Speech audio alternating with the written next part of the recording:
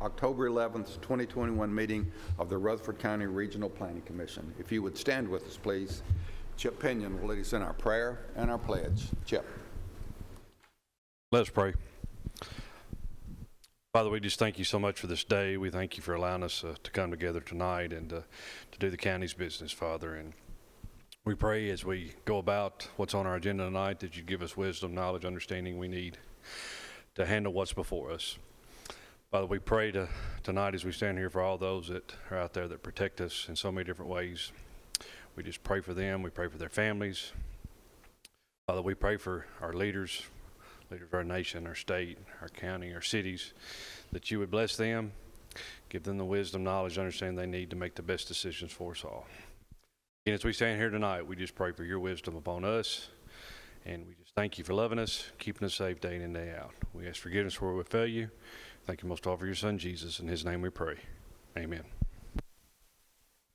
I pledge allegiance to the flag. Republic for which it stands, one nation.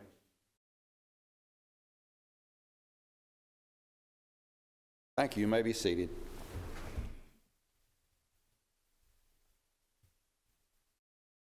I ask Gail to call the roll here in just a minute, but before I do that, she said if I use that gavel again one more time tonight, she was going to take it away from me. Call the roll, please, Gail. Charlotte P. Chip Pinion. Craig Lynch. David Jones. Jim Averwater. Lee Bogle. Marvin Whitworth. Here. Mike Cush. Pettis Reed. Here. Rhonda Allen. Here. Jeff Phillips. Present.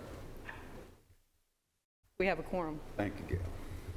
We have no minutes to approve tonight, and we have no items that have been withdrawn or deferred, so we'll get right into our business. Item 6 is new business. Item 6A, these are rezoning requests, and let me make the announcement that all of these rezoning requests will be forwarded to the full Rutherford County Commission on Wednesday, November the 10th, for their consideration. This body will make a recommendation to the full county commission, and the county commission will make the final decision. Item 6A1, the item number is REZ 21-007, Huddleston Steel Engineering for Jorge Lopez. Location is Old Nashville Highway. Commission district is 19. The county commissioner is Rod Key. The size of the site is approximately 12 acres that is to be rezoned. Tax map is 70. The existing zoning is CN for commercial neighborhood and CG for commercial general. The proposed zoning is for PUD, planned unit development, for a soccer facility. Doug? Yes, sir. Thank you, and good evening, Commissioners. Hope everybody's doing well tonight. This property will look familiar to you. The Planning Commission has held 3 public hearings on this request, one in June, one in July, and then also one in August. It was deferred at both the June and July meetings, but recommended for denial at the August 9th meeting. The applicant did proceed to the Board of Commissioners at their September 16th meeting, despite that recommendation for denial by the Planning Commission. Following discussion at the Board of Commissioners meeting, the applicant did agree to withdraw their request for further consideration before this body, as there were several items that still needed to be addressed and things that had changed from the Planning Commission meeting to the County Commission. I won't go into just a whole lot of detail on this particular application just because we've heard the same thing so many times on this. There were several things that were discussed at the County Commission's meeting. One of them had to deal with the providing a more definitive timeline of installation of both the right-hand and left-hand turn lanes into the development along Old Nashville Highway. The applicant in their pattern book, and he is here to speak on this in a little more detail tonight, they are proposing to do the right-hand turn lane as part of phase 1, but phase 2, as they would like to hold off on the left-hand turn lane until the outdoor fields are constructed. They have put that into the pattern book. Again, there's really no timeline as far as when those outdoor fields would be constructed. The indoor facility is the part of the first phase. There was also discussion regarding the adjacent property owner, which is where the Buddhist temple is located. They did have some discussions with the monks coordinating events between the 2 properties. Their is correspondence to that effect. I have included that as, I believe, one of your attachments, but it's also in the pattern book, kind of an overview of that. They did remove any allusion to the outdoor fields being lit in the pattern book. That was something else that was discussed. And then they also have provided a will-serve letter from Consolidated Utility District regarding the ability to serve the property. There may have to be an addition of a pump in the future in order to get the adequate pressures they need for the sprinkler system. That's something, of course, the applicant will have to take care of, but they have provided that as well.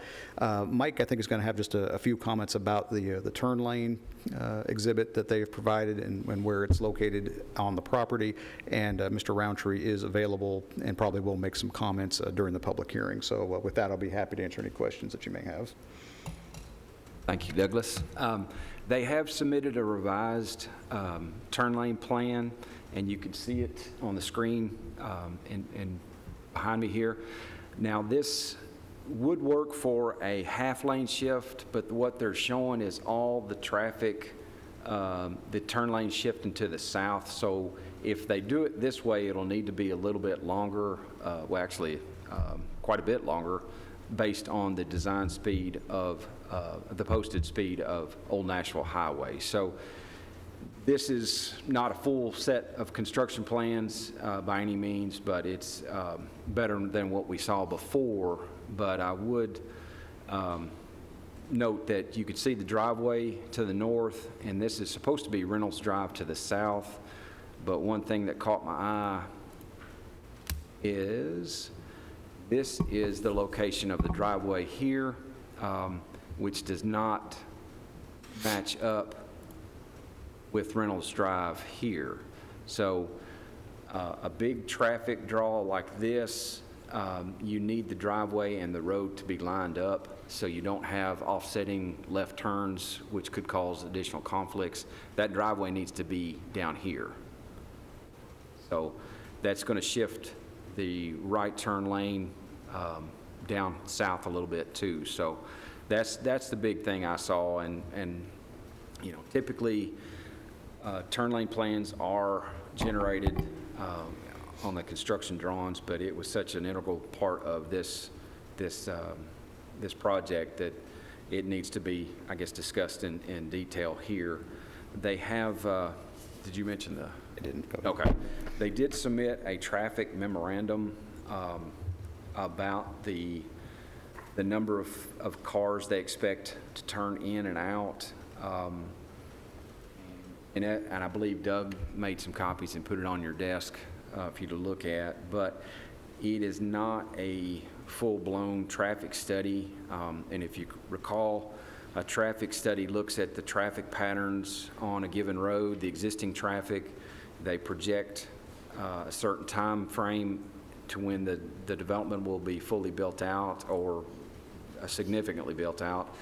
And they look at that growth, and then they also look at how this new traffic generating site will impact the existing roads. So we don't have a full picture of that just yet. We do have an idea of how many cars they expect to be turning in and out on the weekends. They think is their busier time, but they are going to be operating on weekdays. So that's they don't expect as many teams to be playing during the weekdays. But all that being said, that was my big thing, is just getting people in and out safely here. Did you say they're not going to build the left turn lane until they complete the outdoor soccer field? That's what they're proposing, yes, sir. Okay. So they build the outdoor soccer field. How do you make them build the left turn to keep it? You just won't let them use that soccer field until the left turn lane is built? Well, with any outdoor improvements that they're going to be adding, additional parking and those kind of things, we can require a site plan, and we could trigger it upon that. I mean, that's one way to do it. Of course, one of my fears, and I relayed this at the Board of Commissioners meeting, was, how do we stop them from having like pickup games on some of these areas. You know, if we start seeing that kind of a situation happen, you know what, we're just not going to improve these, we're just going to leave them the way they are. It's like kind of like pickup games kind of a thing, not a formal. And then they can say, well, we've never built the fields. Well, yeah, you're using them. So, I mean, that is one, the site plan is one way if they're making specific improvements, but that's normally how we'd catch something like that. I will point out as well that we did get some phone calls about this. There is a letter on your SharePoint site. This is actually a letter from one of the residents in the area who wasn't going to be able to make it to the meeting tonight. He had submitted a letter from the last meeting, asked for it to be referenced again, so I have done that. And also, I did receive a phone call today, well, really just more of a message from one of the other adjacent owners that's still, from the same reasons that they had said at the last several meetings, had some issues with the application. So I wanted to at least pass those along to you.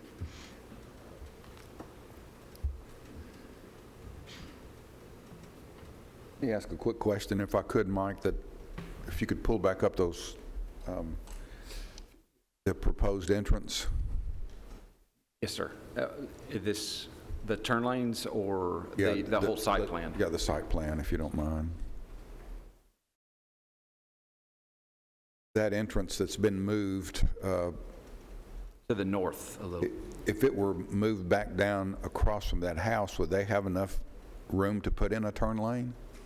That depends on the right-of-way width through there. I think they might have to acquire some from the neighbor. Maybe, I don't know. I'd have to look at the deed and see how much of a right-of-way exists in front of their site. But you've got to figure if you're adding a lane in the middle of Old Nashville Highway and then also a right turn on the I guess, turn side, you'll be taking up more real estate. So you'll have to have adequate room in there. With what's on the site plan, would they have enough room there to put in a turn lane? And is that the reason that they moved it? I guess we can ask Clyde if Clyde comes up, but. Yes, sir. I would have to ask him about that, Okay. but Questions for staff?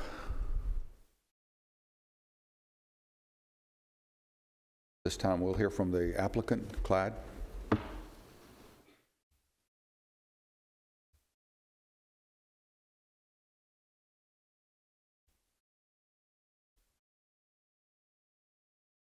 Chairman Phillips, Commissioners, my name is Clyde Rounder, Hustle Steel Engineering. Thank you for the opportunity to allow us to continue to present this project to you. As far as where we've been on this project, and Doug kind of summarized the various challenges we've had. The first one, that we walked through was working with the temple, making sure that we had a confidence level from our neighbors. We've had that sit-down meeting with them. They were affirmative, even though they didn't have a concern over the lighting of that rear field. The owner, or the potential owner, is more than willing to take those lights down. As far as the traffic lane is concerned, I shifted the driveway over primarily to maximize the distance from the adjacent residence. It was done really prior to the actual design or the conceptual design for the turn lane. So we would have to shift that over back, a little bit closer to Miss Lori's property line in order to make that line up with that adjacent street across from us. As far as, to our knowledge, the right-of-way is there. There'll be, it's more conceptual in nature. The last one we submitted was a little bit shorter. We've extended this one to accommodate at least 3 cars in the queuing lane on the right-hand deceleration lane. One of the commissioners asked that deceleration lane would be one of the first commitments we made as far as traffic safety, and Mr. Lopez is more than willing to do that traffic lane on the initial construction of the building. What we've run into is the overall cost of the building, because we've learned that due to water capacity along Old Nashville Highway, that he's going to have to sprinkler the building. So there's an associated cost with the sprinklering, that if there's a way we could put off the full bore turn lane until phase 2, that's what we would like to do. As far as one of the questions we had was, how do we build a mechanism? And that may be still one question we need to refine, and maybe we can refine it here. But what we're working through is if there's an intermittent concern over traffic as a result of the construction of the facility itself, what is our stopgap, or what do we have as a tool in order to kind of solve that problem if it happens in between phase 1 and phase 2? And so in the pattern book, we have made a commitment, and again, we're trying to figure out the best way to do this. But we've asked Mr. Lopez that after 1 year of construction, after operation, that the whole traffic situation gets analyzed after a year of operation.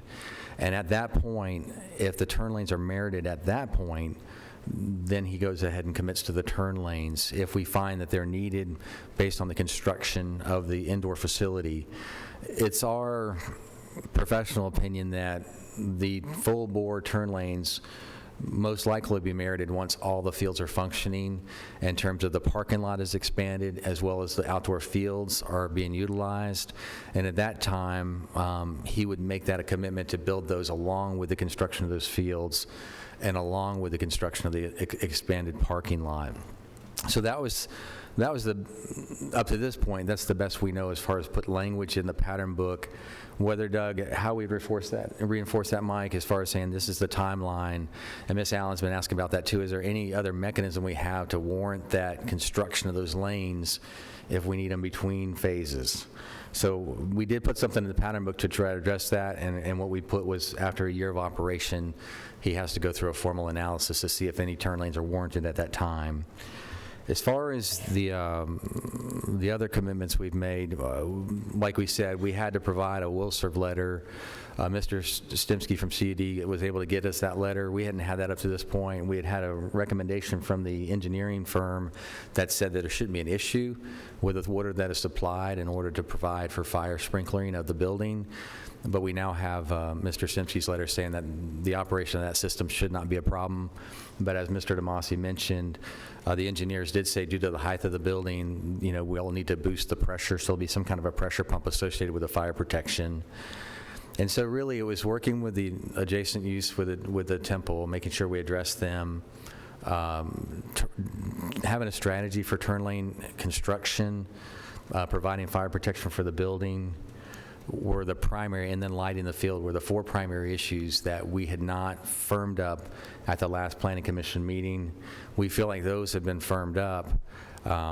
We went to the Board of Commissioners primarily because we didn't know what other option we had, and those were addressed before the Board of Commissioners meeting to the best of our ability, but now all that is firmly it's documented in the pattern book, and that way I feel like the handles are in place for us to go forward from a planning perspective, but we wanted to make sure those documents were in place, and that's why we stand here tonight, because the Wilshire Levator's here, and the recommendations that have been given to us, we've tried to implement every one of them up to this point.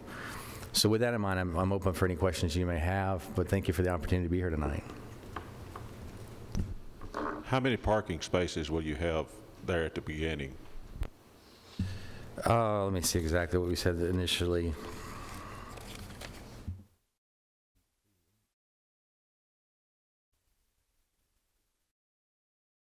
$92 by their pattern Yeah, book. we'd have 92 initially, and then 52 would be kind of an overflow, and eventually the total build-out would be around a little over 148 spaces total. And I would like to say that the traffic memorandum that was provided, the current facility they use is at Oakland High School, and there are bleachers there. The bleachers sit about 35 people. So in the memorandum, we said if there are 4 sets of bleacher, which is comparable to what's at Oakland, and those bleachers sat 35 people and they're at full capacity, this traffic analysis, though basic, was done basically on full capacity. That means the facility is fully utilized. That's with 2 fields going on inside the actual facility. It's really a 1-field facility, but they flip the field when the younger kids play. So that's with basically 2 games going on and full bleachers.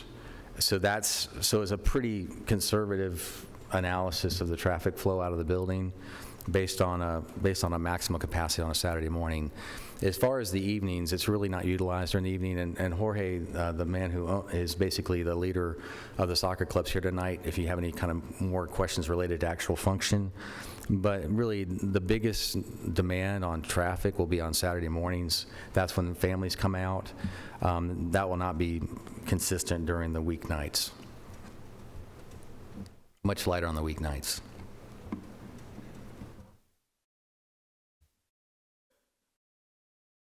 Other questions of the applicant at this time?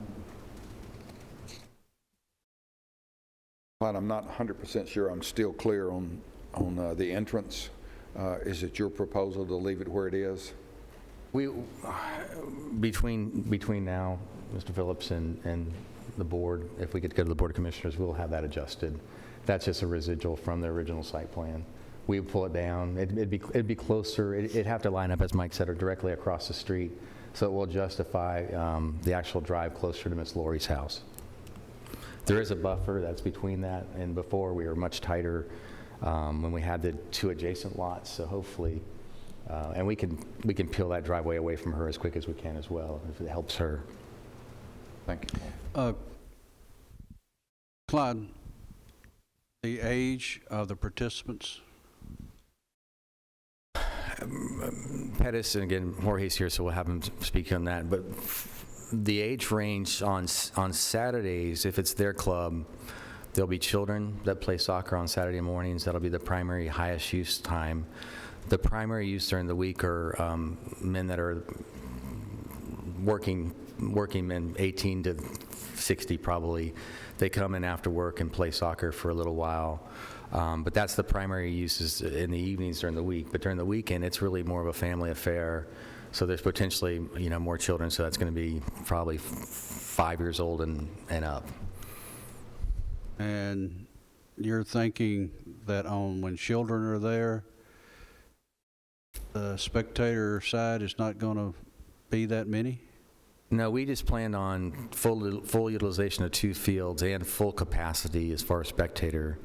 The nature of this Pettis that's a little interesting is that it just flips. We're basically, our assessment is every 2 hours that crowd will flip. Those games will be over, a new crowd will come in. So this is based on full capacity for that 2-hour period, which is all the bleachers full and the 2 fields being utilized.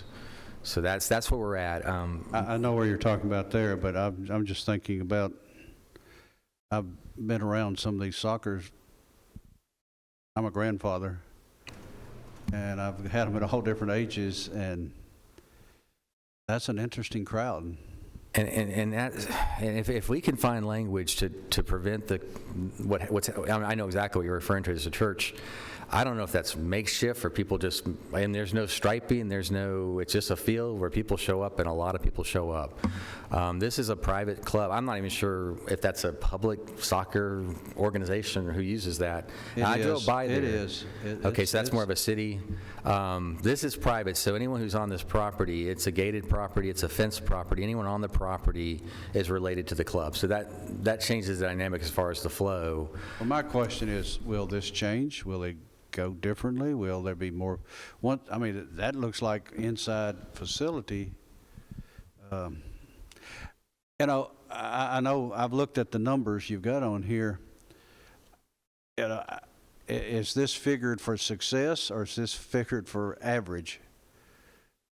That's what I'm looking at. Okay, we go ahead and approve this for these numbers right here. Mm-hmm. But if this is just say, okay, this is what we average having this number there, are we planning for success? What happens when all of a sudden these numbers all of a sudden are not the numbers that looking at? I think, Pettis, to the best of our ability, all we can plan for is what the capacity of the fields are. I think the fields are really the driving factor. If you can only have a certain amount of athletes, you know what I'm saying? I'm just questioning for that purpose, because I know when little Johnny talks to little Sammy and little say, hey, y'all come over and play with me. Yeah. And then his parents hears that. I'm just asking. I think the fact that it's private may protect us from a little bit of that kind of randomness. But I think if we can, again, we would modify the pattern book to make sure that it doesn't become a freelance kind of situation. Like I said, I don't know the history of what's going on at the church, but it looks like there's a lot of, it doesn't look like it, it looks like it's organized where people know what field to go to, but there's nothing really official about any of it. Parking, the way the fields are laid out, it's just it looks very random to me, although organized. And so I think we'd have to put language in the pattern book that said there is no utilization of any of the open space beyond the facility, because they need a facility. That is their driving factor. The outdoor fields is the fact that Mr. Lopez is making such an investment on property that if the club grows, they see it growing outside, really not. There's only so much utilization you get inside. And again, it's a winter-summer month. The winter it's really a winter facility. They'll use it a lot in the winter. And the summer, a lot of them are going to high school. I mean, they play in other venues. So I wish I could answer your question exactly, but I feel like the private nature of the club limits the amount of activity that building can support, and the building itself has limitations just on sheer size. So that's how we sized everything, including the parking. But I get, if it makes people more comfortable, we just got to find language that says it cannot be utilized outside of the indoor facility. And if Miss Lori saw activity or anyone saw activity spreading outside of the wings of that building, that to me would trigger a phone call and some action, because we can firm that up. I mean, it is Mr. Lopez's ambition to grow the club, but it's going to grow outside. There's only so much you can do on the inside. Well, as far as growing the club, but I will just make sure we're right when we're trying to, where we're going as far as what we approve, because when you approve, then all of a sudden, halfway into this thing, you're backed up down the road. I mean, that's just my concern. Yeah, there's no history, Pettis, on that up to this point with the club, and Mr. Lopez can probably speak more towards that end, but that's unprecedented if it's happened. So I'm sorry I can't answer that more specifically, but. Mr. Chairman, I have a question. Clyde, I was trying to look on another map and see, is this in either Smyrna or Murfreesboro's urban growth boundary? Alan, I don't know offhand if it is. It's in Murfreesboro's. Okay, so if we approve this with whatever conditions we put on it, the triggers with the turn lane, and this property is annexed into the town of Murfreesboro, does that change anything? To be annexed into the city of Murfreesboro, they would have to make the request to do it. Murfreesboro just can't come out there and grab it, for one. Now, as far as does it change anything, I mean, they would annex the property, I guess, as is. If they were to make that kind of a request, they would annex the property as is. Now, if the city wanted to start requiring other improvements to the property, are you talking like for turn lanes and things like that? That's kind of where you're going with it? Okay. Of course, that portion of Old Nashville Highway, that's completely within county's jurisdiction. Now, a lot of it would depend on if they were to annex right away with that. If they did, of course, they could require road improvements. If not, then we would have to. But again, that's all predicated on whether or not the applicant actually asks for annexation, because the city's lost that ability several years back to be able to grab it. Well, I guess it's kind of what I'm thinking is they've been persistent on wanting this project, and they have made a lot of concessions. I'm just trying to think down the road, if we can't work out something that's amenable to all of us here, what are their options? And if I were them and I was determined on doing this, one of my options would have to be in my back pocket. I'll request annexation. And I don't even know how close the city limits is. I don't know if that's even. Well, you don't, as long with the fact that they don't have to, or that they can't just go out there and grab property, it doesn't necessarily have to be contiguous anymore. The state law changed on that a few years ago. Now, quite frankly, and I don't want to speak for Murfreesboro, I don't know what the appetite would be for them to actually annex that property, even if they were requested to annex the property. There's not sewer, city sewer, just I don't think right there where they could just easily tap into it. I'm not positive about that as far as exactly where it's located, but I know it's not right there along Old Nashville Highway. So they would have to extend it somehow to serve that property. That's really one of the big reasons that you typically see someone request to annex properties for access to the sewer. The city may not really have any appetite to annex the property. But do they have to request that sewer be provided? Can they request annexation and say, but we don't need sewer? I suppose they could. Again, I don't know what the city's appetite would be for something like that, though, because they would have to start extending services to that, and that would be a question that the city would have to answer as to whether or not they'd want to do that. The wrestling match that happens in my head over this particular project is, as a county, we don't have a park system. And any time that we can preserve green space or create recreation area, that's a win in my book. The problem is, we can't do it at the cost of people's safety. And so even in the model that you guys provided, you've got 30 cars leaving, or 30 cars to and from Murfreesboro, which means 30 cars in that 2-hour window are going to be coming out and trying to go left. So on a 2-lane road, I'm just trying to imagine 30 cars all trying to get out and go left, and that just makes me nervous. So as much as I want to try to be flexible on this, because you guys have done a great job with the lighting and meeting with, the neighbors, and those were all things that we asked you to do, so I appreciate that level of effort. I just need to have some level of comfort and confidence that we get it right in terms of safety. So I don't know if phase 2 is the right trigger. I don't know what the right trigger is, but I just know this is one of those things we can't get it wrong. And I think if we can develop language that gives you a comfort level, because I'm thinking that when we met with the temple, one thing we did learn is that they really have one big event a year. I think it's Memorial Day. And I'm not sure how many complaints happen on that day or how many accidents happen on that day, but it's a pretty hefty commitment on that day as far as traffic flow. And Mr. Key and I were talking, and there's also the Battleground facility has, I would venture on a weekend, probably about the same turnaround as far as traffic, 30 cars in over a given hour or 2-hour period. If it's I don't know if it's an event based, but there's two organizations that do have heavy flow on certain occasions. I think as far as we're concerned, one of the allies for us is that the primary activities on Saturday morning, which is really a low utilization time for most roads, whether they're 2-lane, 4-lane, that's not peak time under anyone's category. The traffic memorandum does say that in the evenings, the men will be coming and gals who play in this club will be coming during peak hours in the afternoon, 5 to 7, they'll be frequenting this facility. So they'll be coming in about peak time. They'll be leaving after peak hours. But I think if our circumstances were such that we were, if this was like an after-school program and all of a sudden we've got a full load of people happening at 5:30, I think that's a different scenario than what a Saturday morning presents. And because, it's almost like if there's been a lot of issues with the battlefield where people are constantly complaining about traffic, I'd say that would be somewhat of a comparable scenario. I just don't know the answer to the question whether there has been. But I know Mr. Lopez, and really the reason we're here is that he does feel like this is a really good piece of property for his needs. He feels like the location is really suitable for where the clubs, where the club migrates from. And it has a good proximity to some roadways that people can get here if they're coming in from a little further away.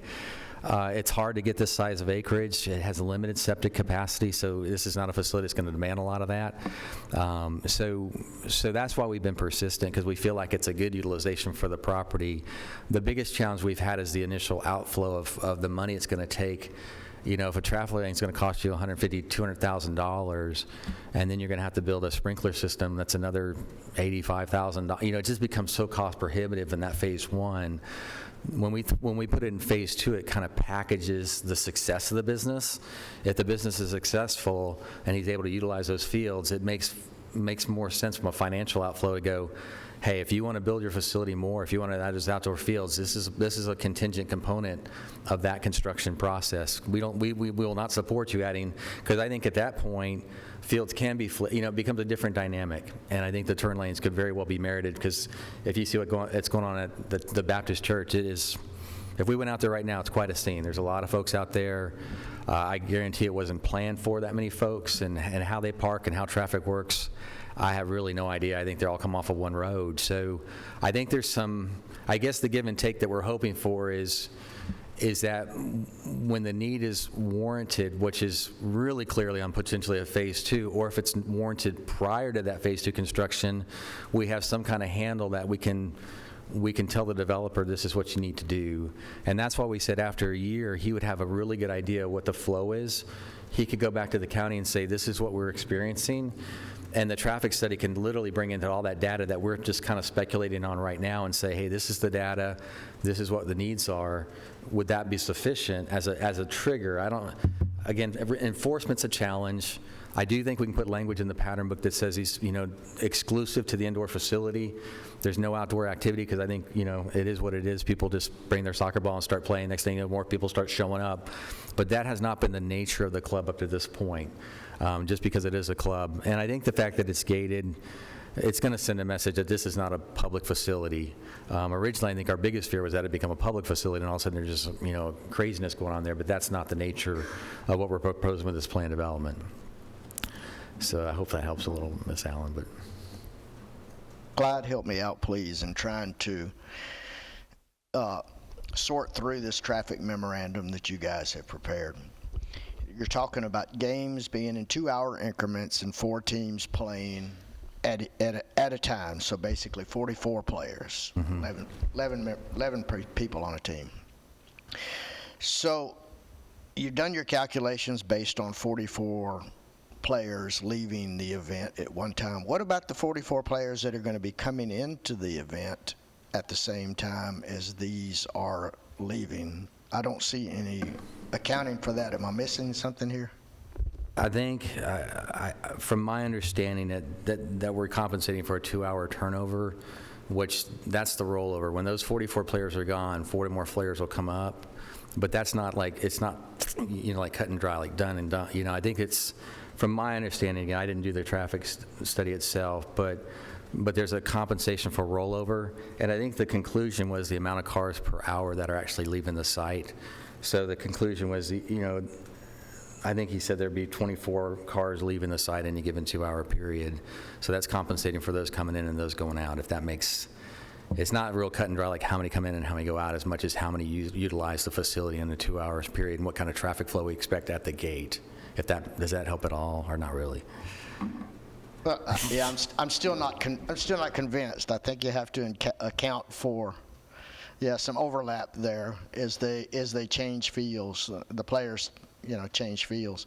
The second question I have on it is, you're just going to build some of the turn lanes for phase 1, which is the indoor facility, and then when you build the outdoor facilities, you're going to add you may add additional lanes if you feel like it's warranted. My first thought is it's not going to get any better. And this is as good as it is. We use that expression all the time, but this is as good as traffic's going to be.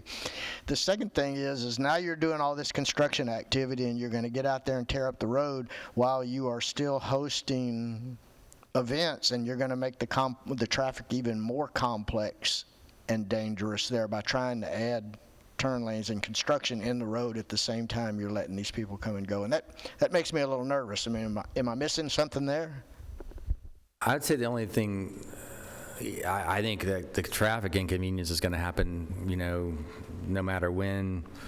There's only so much you can do to minimize that. I feel like the turn lane in immediately keeps the flow of Nashville Highway somewhat consistent, because based on the turn rates that are coming in, a turn lane will accommodate basically the normal flow.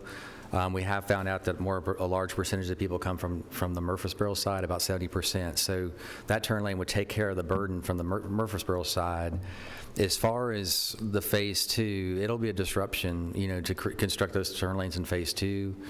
But the reason I think the reason we'd like to link the turn lanes to phase 2 construction is the assumption is we're only building the turn lanes because of the need for, that's already been generated, and that's really not the case. We feel like once those fields are implemented, the outdoor fields and the parking is expanded, which will be simultaneous with the construction of those phase 2 turn lanes, that's the hand in glove relationship. It's kind of like you're building those simultaneously with the assumption that once the phase 2 fields are activated, those turn lanes are in place. I don't think it's a matter of building the fields and then building turn lanes. I think they're simultaneous.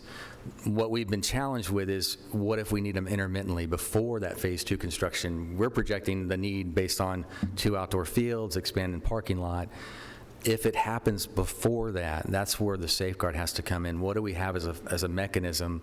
So what we put in there, because again, we said if there's an evaluation after a year, he'll understand what that indoor facility is doing, exactly. Whether we get it perfect or not, that's what that year gives us, to see what his flow is, to document that flow, And then we make a decision at that point, what turn lanes are merited at that point.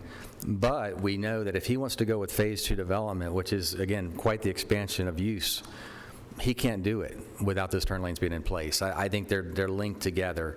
But our thought is that he'll have the financial ability to do it because now his facility is fully being utilized. The membership is at a point where he can support the cost that's associated with those turn lanes. The challenge is building those turn lanes when there's no need for it. You know, all of a sudden he spent all the money and there's really no need for it. We would love to have the ability to look at the facility function, see what the need is, and then respond to the need. We're pretty confident if it's successful, as Pat is concerned about, if it's successful and we have those outdoor fields activated, that we'll have some limitations on parking, but there'll be a lot more people. I mean, the use of the facility will be a lot higher. Because again, it's still a club. It's not like what's going on with the City League. But there is, when you get kids involved, they don't need a full soccer field. They can flip that field into, multiple fields. So that's where the capacity is going to increase. So that's why we're asking to link it together with Phase 2. And you may say, I don't know if we can say they have to be constructed prior to a CO being granted to Phase 2, which could be a part of the mix. I'm not sure if that can be built into the mix as well. But something where you have assurances that once this facility comes to full capacity, that the traffic is at full capacity as well, or our turn lane capacity. So it's really a timing thing, and we're just asking for some flexibility in the timing, just so he can get his business up to speed in order to even have it there in the first place. Mr. Chairman, I have a question for Clyde. This may even be for Mike. Is there any value at all to the idea of asking this developer to put up a bond for that turn lane? Yes, we could do that, but we don't accept insurance bonds anymore. It would have to be a letter of credit or cash deposit. I have a question for Doug. What we haven't stated is this is already zoned commercial. Yes. So there are many other things that could go into this property with higher traffic or and different hours. Now, it's zoned commercial neighborhood. What other, under that zone, what could go on to this property? Well, a portion is zoned commercial neighborhood, like you said, and there's a portion that's also zoned commercial general.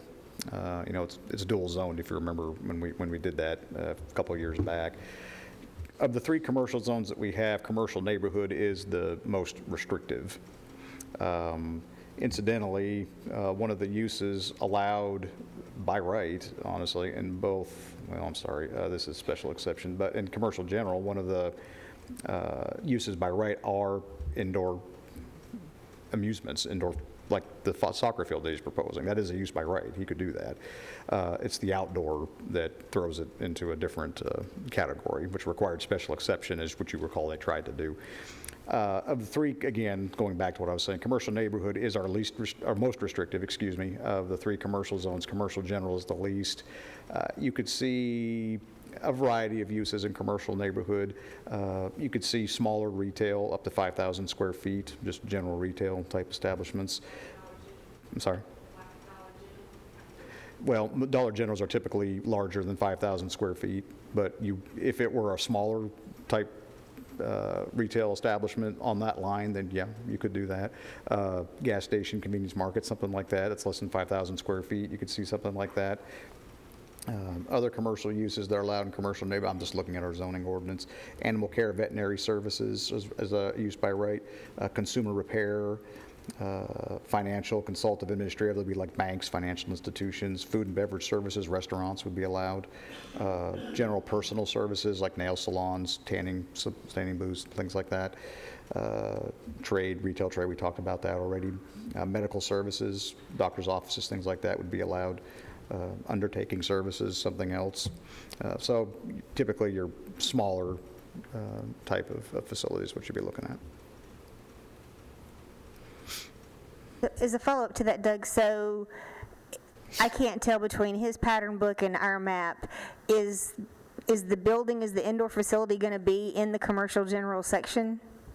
I believe it is. Mike, can you pull up the pattern book He's got actually the zoning line on the pattern book, one of the pages shows it. I believe it is, though, because it's a little further back. That or it's kind of splits it, excuse me. Oh, no, I'm sorry, that's the field. But yes, the building itself, it is actually in the commercial general portion of it.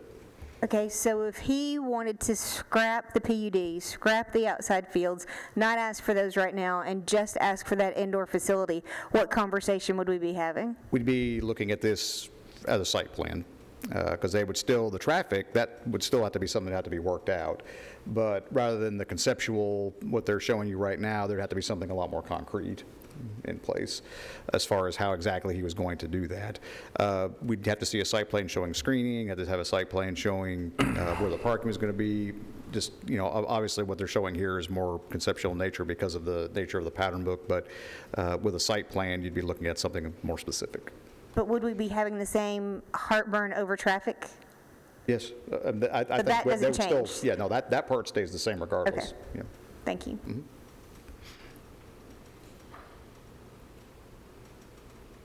Other questions for the applicant at this time? If I may interject, the battlefield was brought up. They have moved their main entrance actually off of Thompson Lane, and they are proposing several improvements, not just to Thompson Lane, but also other areas on Old Nashville Highway. There's a slope stabilization, parking areas, and on Broad Street, they are making improvements. So there is a plan to make improvements on the battlefield, just to let everybody know that they are proposing this. And all in all, I'm not opposed to this. I think it'd be, great for the area, great for the community. It's just getting people in and out safely is our big concern.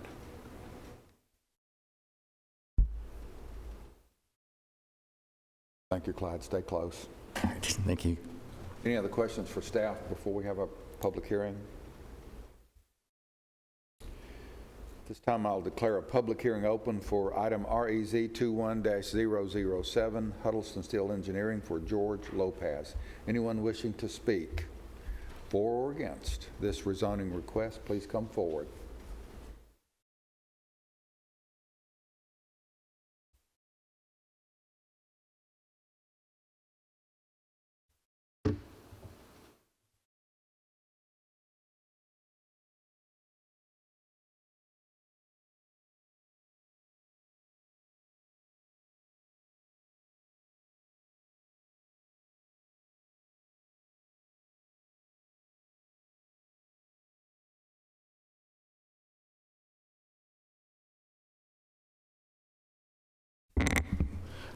Good evening. Thanks for allowing me to speak. My name is Fifi Datson. I'm an educator. I teach at Bradley Elementary, and I'm also a soccer coach at the club. I coach at Seagull Soccer Club.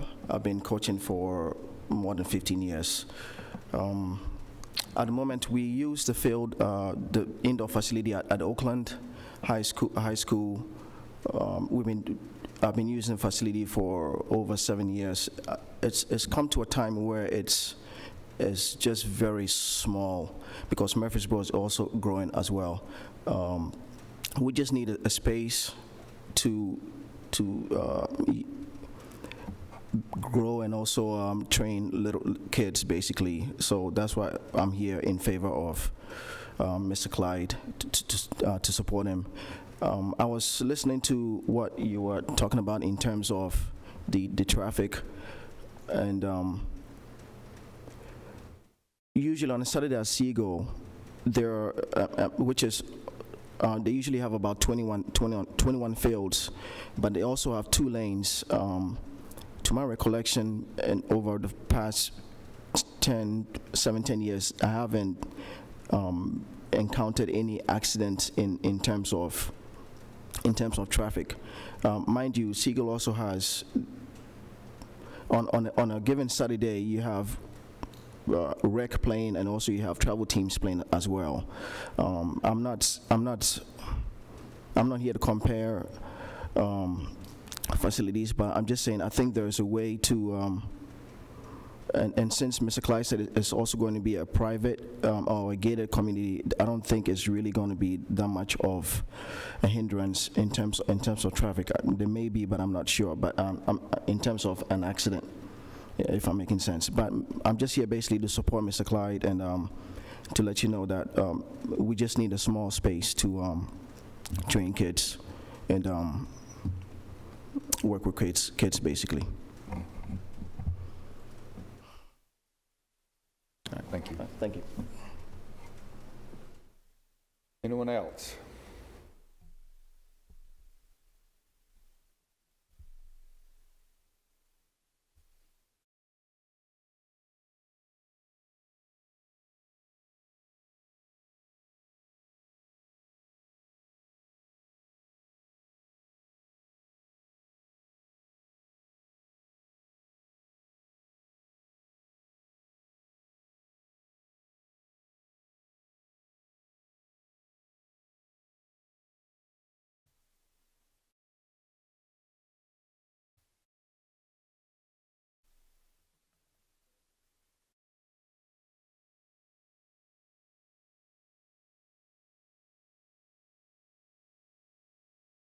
Good evening, everybody.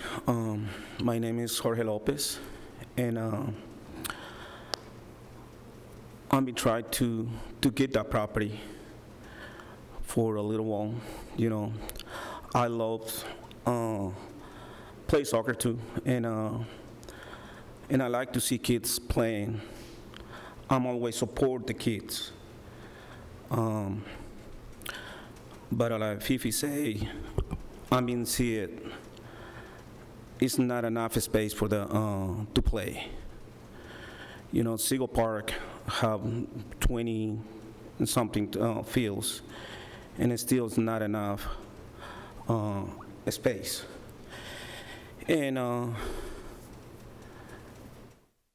you know, what I can say to y'all, you know, I'm not a full English speaking. So if you all guys have one question, I will try to answer, you know. But one of the things is I can see we need a space to play. I've been having my team for 15 years, and I'm from Nashville, and I've been come to play from Nashville to Murfreesboro from over 10 years. Right now, I'm trying to build a soccer club. Now, I have a semi-pro team. The name is Iturbide. And been having hard time to get a soccer field for where we can play. And we play one time a week. Nashville don't have any. Murfreesboro don't have, you know, they don't let me use the field in Seagull Park. Talking with a Blackman High School to see if they let us use their facilities to play our games. And really it's very, very, very hard for me to get a soccer field. I'm looking for a chance to build something good.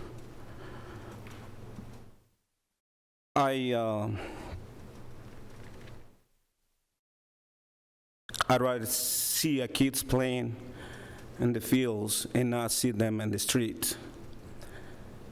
Is one of the points I have. Maybe 12 years ago in Nashville, I tried to get a lot of kids out of the streets. I was training them. And I had to finish because we don't have a place to have them to play. So this is one of the things I want to do, and I hope you guys support. Really, I think a place to play, it's not going to hurt nobody. You know, a lot of little kids, they like to play soccer. It's what we look. It's what I look to have our kids playing in there. You know, and the security and the traffic and all that. Well, whatever we had to do to make safe, you know. So, thank you. If somebody want to ask me something, I hope I can answer. Thank you. Thank you. Anyone else?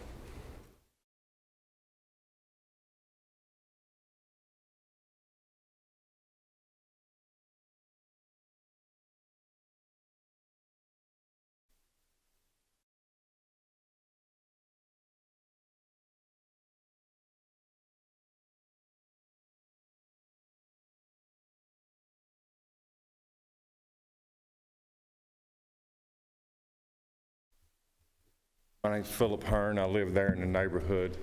I listened to all this today, and I still feel like we all have questions. I still feel like there's still a lot of things that's unanswered. Everybody might feel a little bit uneasy just how things are lining up with the traffic. They're coming out of the soccer field as well as the neighborhood.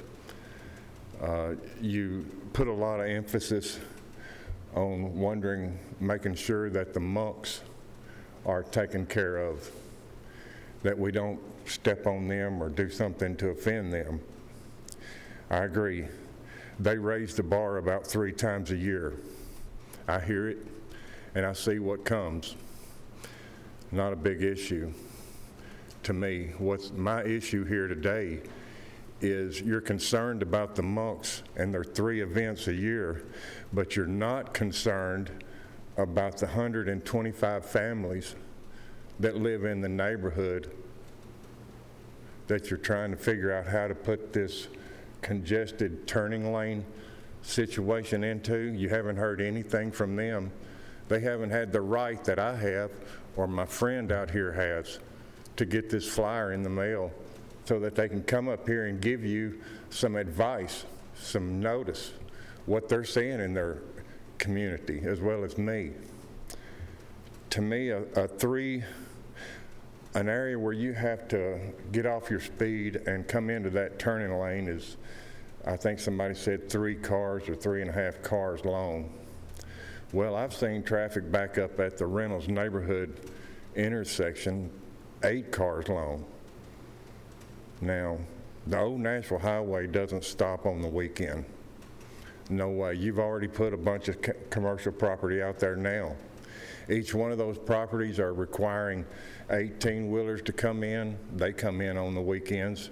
I think Mr. Lopez has the right to have a place, but he needs a safe place to where his folks can come in. And the folks in the Reynolds neighborhood, they need to know something safe is going to be done for them, because there's small businesses there in the neighborhood that have trailers, box trucks, and I'm sure all of y'all have probably been by that intersection, that one in and out intersection that serves those over 125 families. And what's coming in there just in the last 5 years that's different, the elevation of traffic. And you go out there now and look at this piece of property that Mr. Lopez is wanting to purchase. And just in the last 5 days, the fence at this property, which is directly in front of the neighborhood entrance and exit, has been taken out by an accident. Somebody had to veer off because somebody trying to turn left in their neighborhood. So they take out the fence and everything. Mr. Lopez does have a right to have a safe entrance for these kids. My grandkids unload on the Old Nashville Highway every week. Not 3 events a year, every week. We deserve to have a safe traffic a safe entrance to Mr. Lopez's place to where we don't have to worry about our folks being hurt.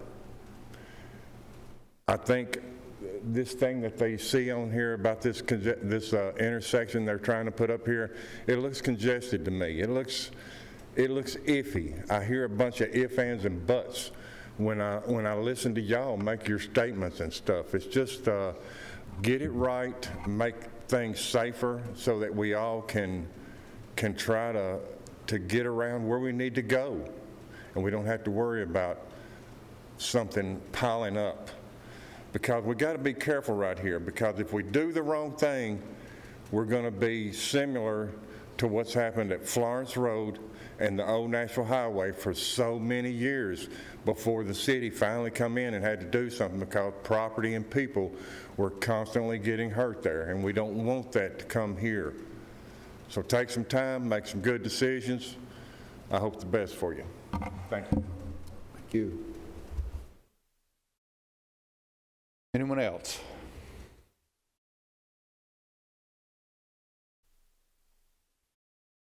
Seeing no one else, I'll declare the public hearing closed.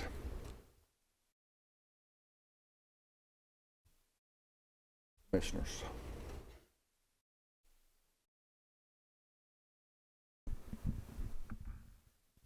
Mike, question for you. Will you clarify the length of the proposed turning lane, how many cars you can stack in that? What they're showing in the plan, and I'll pull that back up.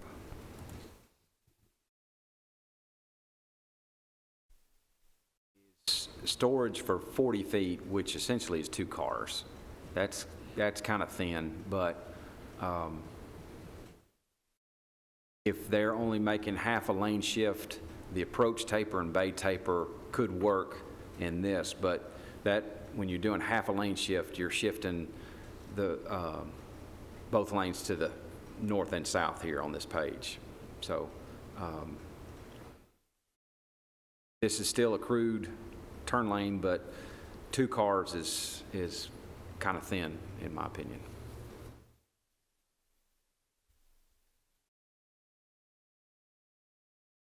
What's the right way to do it, Mike? Do a traffic study and see. But like I said, that could come with the site plan. But you know, y'all could put stipulations in that the turn lanes have to be in, you know, and other things like that, or at least one of the turn lanes in to make this work. But that's up to y'all. I can't stress that enough. They're just getting people in and out safely. Is our big concern. Can it be done? Yes. Based on what you've seen and know about Old Nashville Highway and the traffic down through there, and so what they'll have to do is, for the right turn lane, will be in this area here. So this entrance might have to, this driveway entrance might have to move, or the walls here. The power pole will have to move. You can make things work, but it just gets more and more expensive. So half a lane shift is 5.5 feet. You also have to have a 4-foot shoulder and maybe 9 or 10 feet for a ditch section, because you'll have to get the ditch around it. So that grows and grows and grows with the turn lane improvements. So putting a turn lane in here is going to be tight, and this will have to move. These walls here and the entrance will have to be reworked a little bit, the driveway entrance. Mike, will that landowner have to agree to having the lane shift in front of his house? If there's And not driveway? adequate, yes, if there's not adequate right-of-way along their property, some of the deeds go to the center line of the road, and the county has what's called a prescriptive easement. And typically they say it's 25 feet from the center line. But if you need any more than that, you have to go to the property owner and acquire that.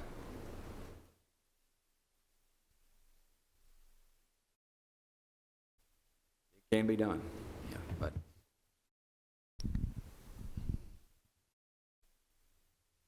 Doug, what we have here tonight, if I can speak, Mr. Chairman. Pettis. Within the book, we have what has been presented here for us, the development standards, additional information, which shows the turn lane or the deceleration lane, which is what they're The right proposing. turn lane, yes, sir. And it says the developer of the soccer club has committed to constructing a deceleration lane in Phase 1 construction plan along with the indoor facility. In other words, that's it when they build that, the deceleration lane. The next action that will be performed in association with traffic and safety is to commission a safety study after the first year of operation. So in other words, once they're in operation for a year, they're wanting to do a safety study. I'd sort of thought we had asked for a safety study to begin with, and tonight we got what we received here tonight, which is just primarily a counting of cars among the individuals who are participating, not really a traffic study of the old Nashville Highway, and that area is involved in this, if I read this correctly. Well, okay, you sat there and you waited a year, and now you're going to see, okay, we're going to do a traffic study now, which over a year you have been decelerating for a year with one lane. This will allow the Rutherford County Planning Department the opportunity to evaluate the traffic impact the club has had on the traffic pattern along the old Nashville Highway. Which one of y'all does that? Well, it's basically what's going to have to happen is, like you said, the study would have to be commissioned and then submitted to our office, and then we would review it as staff. Now, I mean, Mike obviously is more versed in that than I am, but we would both look that over and talk about it and discuss from there. Hey, do y'all keep a calendar saying when a year is passed? And if this is what ends up going through, we would have to at that point. Yes, sir. So I was just wondering if there's a calendar somewhere that say, hey, it's been a year since that's been in operation out there. I know I may be a little facetious in this, but that's the way this reads and what we're talking about. Based on the findings, the additional turn lanes may be required to be constructed. If the turn lanes are not warranted at this time, the turn lanes will be constructed in conjunction with the Phase 2 development of the soccer club, which will include 2 additional outdoor fields and the parking lot expansion.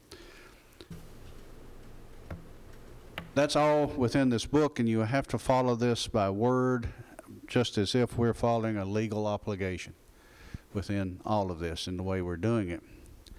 In the meantime, we're operating a soccer facility there that can be used during the week and being used during the weekends, where you can have 1 field or 2 fields, whichever way you want to reverse it and be using it.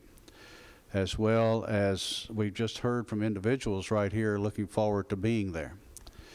And they want us to do it right, is what they're saying, for the safety of, not only for the purpose of being able to play soccer within the county and providing a facility to do so, but they want it safe too. My question is, do we just do a deceleration lane at the beginning, or do we do more than that at the beginning? I mean, I'm just, that's where I'm at right here, right now.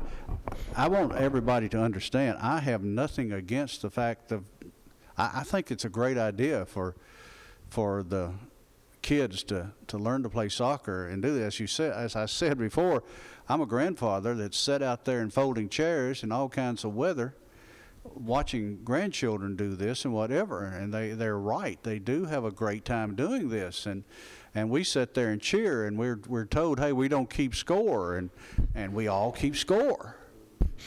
But I'm telling you, if it gets started, there's going to be more and more want to do this and be involved in it. And I think the important thing is here is that we're right. And you've heard from the other individuals who live on that road, they want us to be right too. And I just think, where are we right? I'm just asking everybody else to look at it. Where are we right in what we do with this? Is that deceleration lane and go this procedure that we are proposed to us in this book, or do we ask for more, or do we go forward there? Because I would love to see them build a facility as far as that goes, but I want to be right in how we do it. I will say this at least, respond to your question, and this kind of goes back to when Commissioner Allen was talking a little bit ago. If this were coming to us as a site plan as opposed to a plan development, would we still be having this conversation? And the answer is yes. We would also expect a lot more detail on the front end, because we wouldn't want the site plan to be approved with something hanging out, basically just hanging around out there without knowing for certain one way or the other. This is a plan development. This is a little bit different. We have the ability to require one at the site plan, a traffic study. We still have that ability even now to do that if this were to move forward. I mean, it could move forward. Yes, we'll move this forward with the understanding that you will do a full traffic study when you submit the site plan for phase 1, and at that point see what is warranted and what is not. Is a right turn lane or the right and the left taken care of? What is the optimal solution at that point? There's the discussion of a performance bond or something like that. Okay, the traffic study says right lane's warranted, left lane will be warranted when traffic hits a certain point. Okay, we're going to make you bond the left turn lane improvements with a performance surety, like Mike was talking about, either a letter of credit or a cash bond. Those are options that you have. Since this is a plan development, you can put stipulations in this. But I think a lot of it goes back to the fact of, if this were just a site plan, we would want to have the answers to those questions before approving it.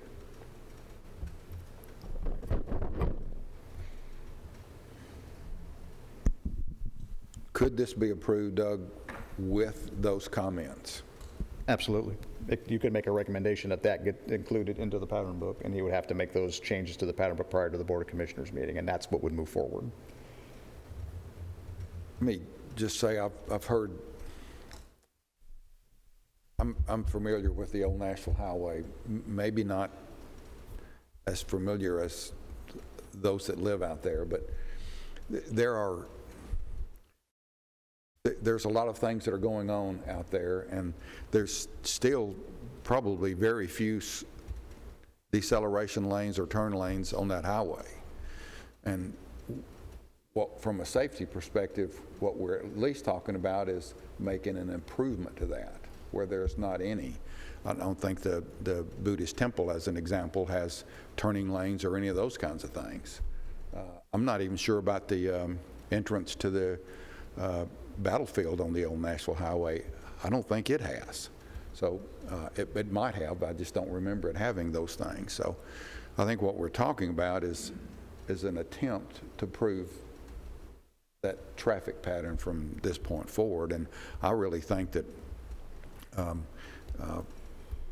there are some opportunities that we have to improve the situation out there a little bit.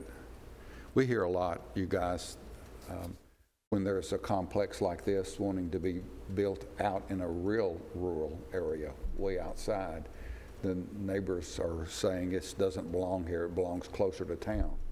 And now we get something that's closer to town, and we're still hearing objections. And I think that those objections are sound. But if we can make this road safer and put in a complex like that, it may be prudent for us to look at doing that.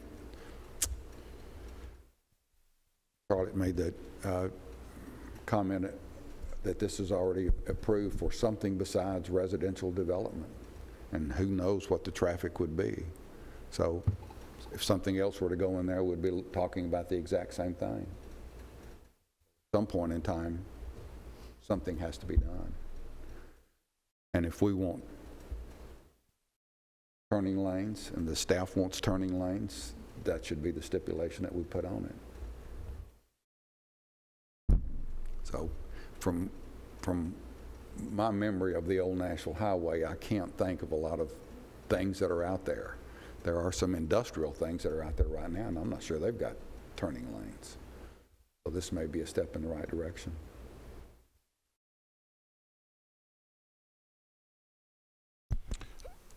A question for you, Mr. Chairman, or be recognized. Mike, you said something a second ago that caused a little bit of alarm. On the deceleration lane, and you said that right now, the way it's drawn, it will stack 2 cars, but you could do it right, but you showed the picture of the brick head walls of the driveway of the neighbor, and legally, I don't think we can approve a conditional approval with the assumption that we're going to force a neighbor to give up right-of-way or to take right-of-way. So we can't really encroach. We can't say, yeah, we're going to approve this, and that based on the fact that we want a certain length of deceleration lane, but it can impact that neighbor, right? Am I saying that right? So I guess how many cars approximately could we stack and not encroach that neighbor's right of way? Here's what you're thinking, if you understand my question. Here's what my concern is. In this traffic memorandum, and I know this, we've clearly indicated this is not a traffic study. This is a crystal ball pontification of what it might be. But here's where I totally disagree in the very last line that's underlined, where they've taken an average of 1 car per minute. That makes 0 sense to me, because you're talking about teams, groups of 11, right? We've all played sports. We've all had kids play sports. And what does the coach say? I want you all to be here at 15 after, right? So the whole crew comes at 15 after. So you have a parade of cars coming in, and when the game's over, you have a parade of cars leaving. So there's no such thing as a 1 car per minute average. You come in and you go out in giant clusters. And if there's ever a tournament series going on indoors or eventually outdoors, then you're doing some round robin play. So team 1 who wins may have to sit around and wait out a game until they play again. So that totally messes up your parking situation, unless they leave site. But rarely do kids leave site in a tournament situation. They stick around. So there's a couple of things that just don't really make sense here to me. So I'm concerned about that giant cluster of influx pod of cars coming in and a giant pod of cars coming out. So that's what I'm kind of shooting for, is how many cars could you really safely stack on a deceleration lane? And then at what point, and this may be a Nick question, at what point do you say, hey, we can't go any farther because this infringes on that neighbor's driveway, and legally we can't ask them to go any farther? Right.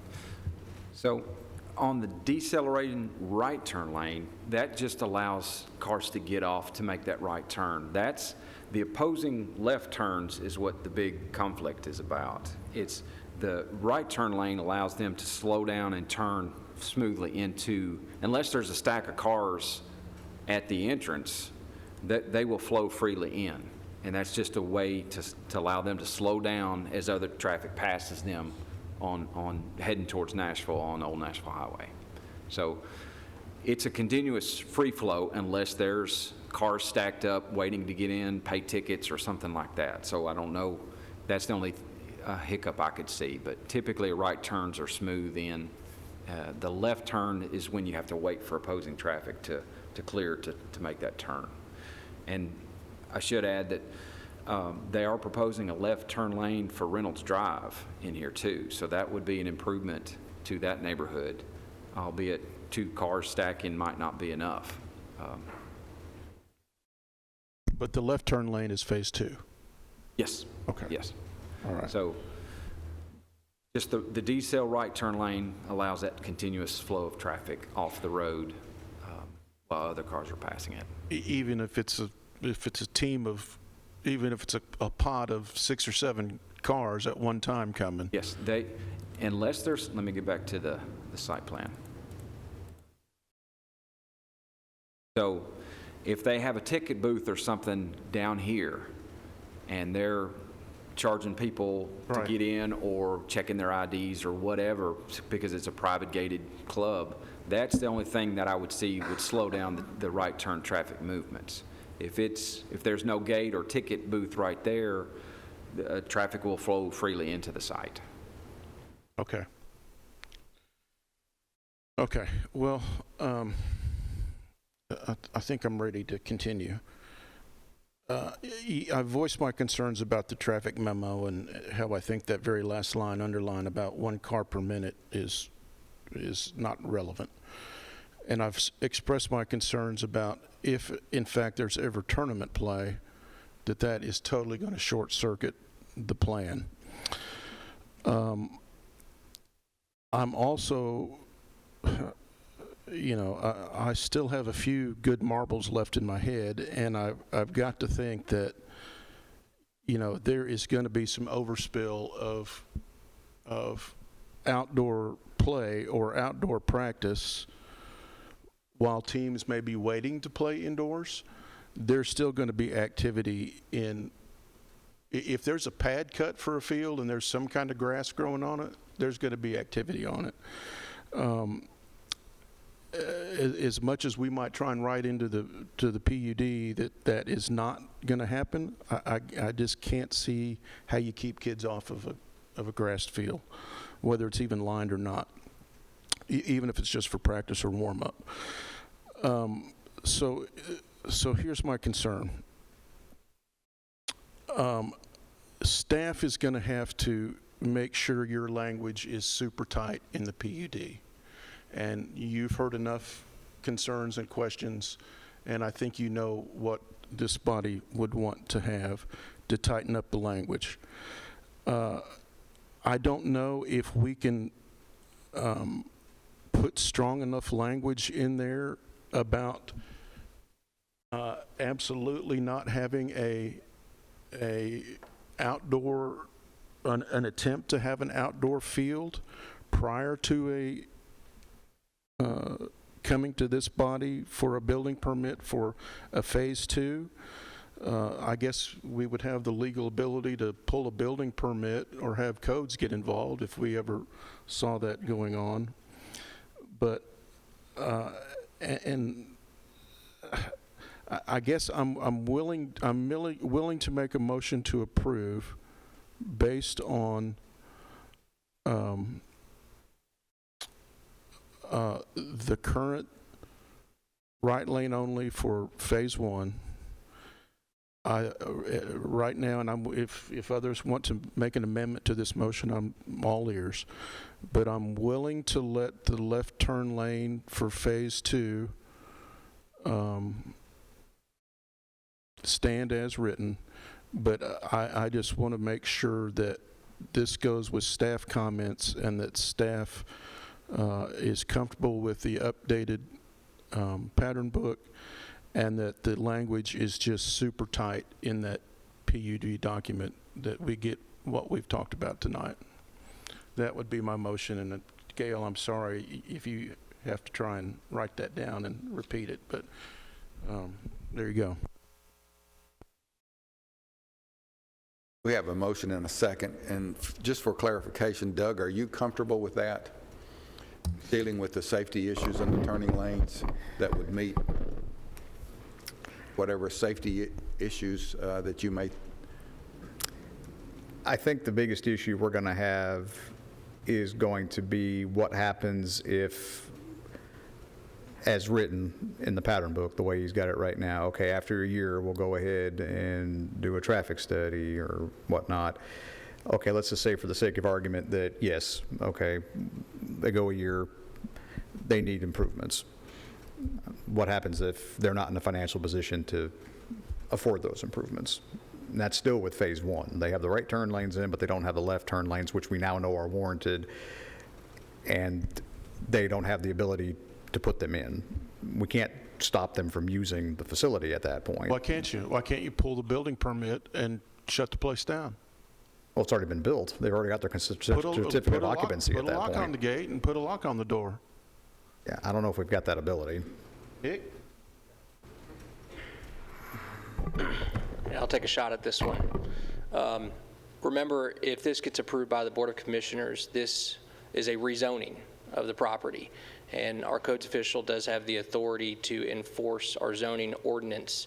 And if the property is not being used in conformity with what the amended map is, which would be all the regulations in the PUD, then I would be happy to discuss with her enforcement mechanisms, which may have to involve a lawsuit or some sort of cease and desist if they are not using the property in conformance with the PUD regulations. To Doug's point, I think with the phasing, if there's a PUD that is inactive, one of the basis being that they haven't gotten an approved site plan approved by the Planning Commission within a year of the effective date of the PUD, then I think that the Planning Commission can then give notice to the owner, at least under our regulations, and Doug, you know these better than I do, but I'm just reading them, but could give notice to the owners and could recommend that the PUD be changed or even that it be rezoned to the prior use classification. I know that gets very muddy if he's already got phase 1 done, but even with phase 1, he's got to have an approved site plan. And if he doesn't have that within a year, which if the Planning Commission cannot in good faith approve the site plan because he can't build it in conformity with what the Commission's requiring, i.e. for the right turn lanes, et cetera, because he doesn't either have the money or he can't get the land acquisition elsewhere, then he's not going to have an active PUD, and it would necessitate and trigger the ability of the Planning Commission to bring him back, I think.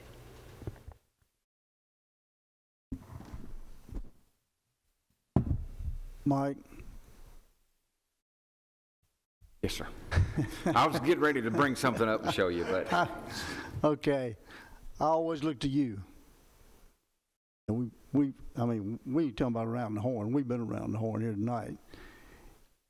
I got to see a thumbs up from you or a thumbs down. Like, will it work? Can you make it work? It can work, yes, sir. It can definitely work. It's going to cost money. It's going to cost money to build the first right decel lane and then the opposing left turns. So it can work. It's just going to cost money and time and effort. Okay. Now, they will probably have to negotiate with the neighbor to make sure that there's adequate room for that decel right turn lane. I think that's why the driveway shifted a little farther north to get that away from the adjacent property owner. But they will most likely have to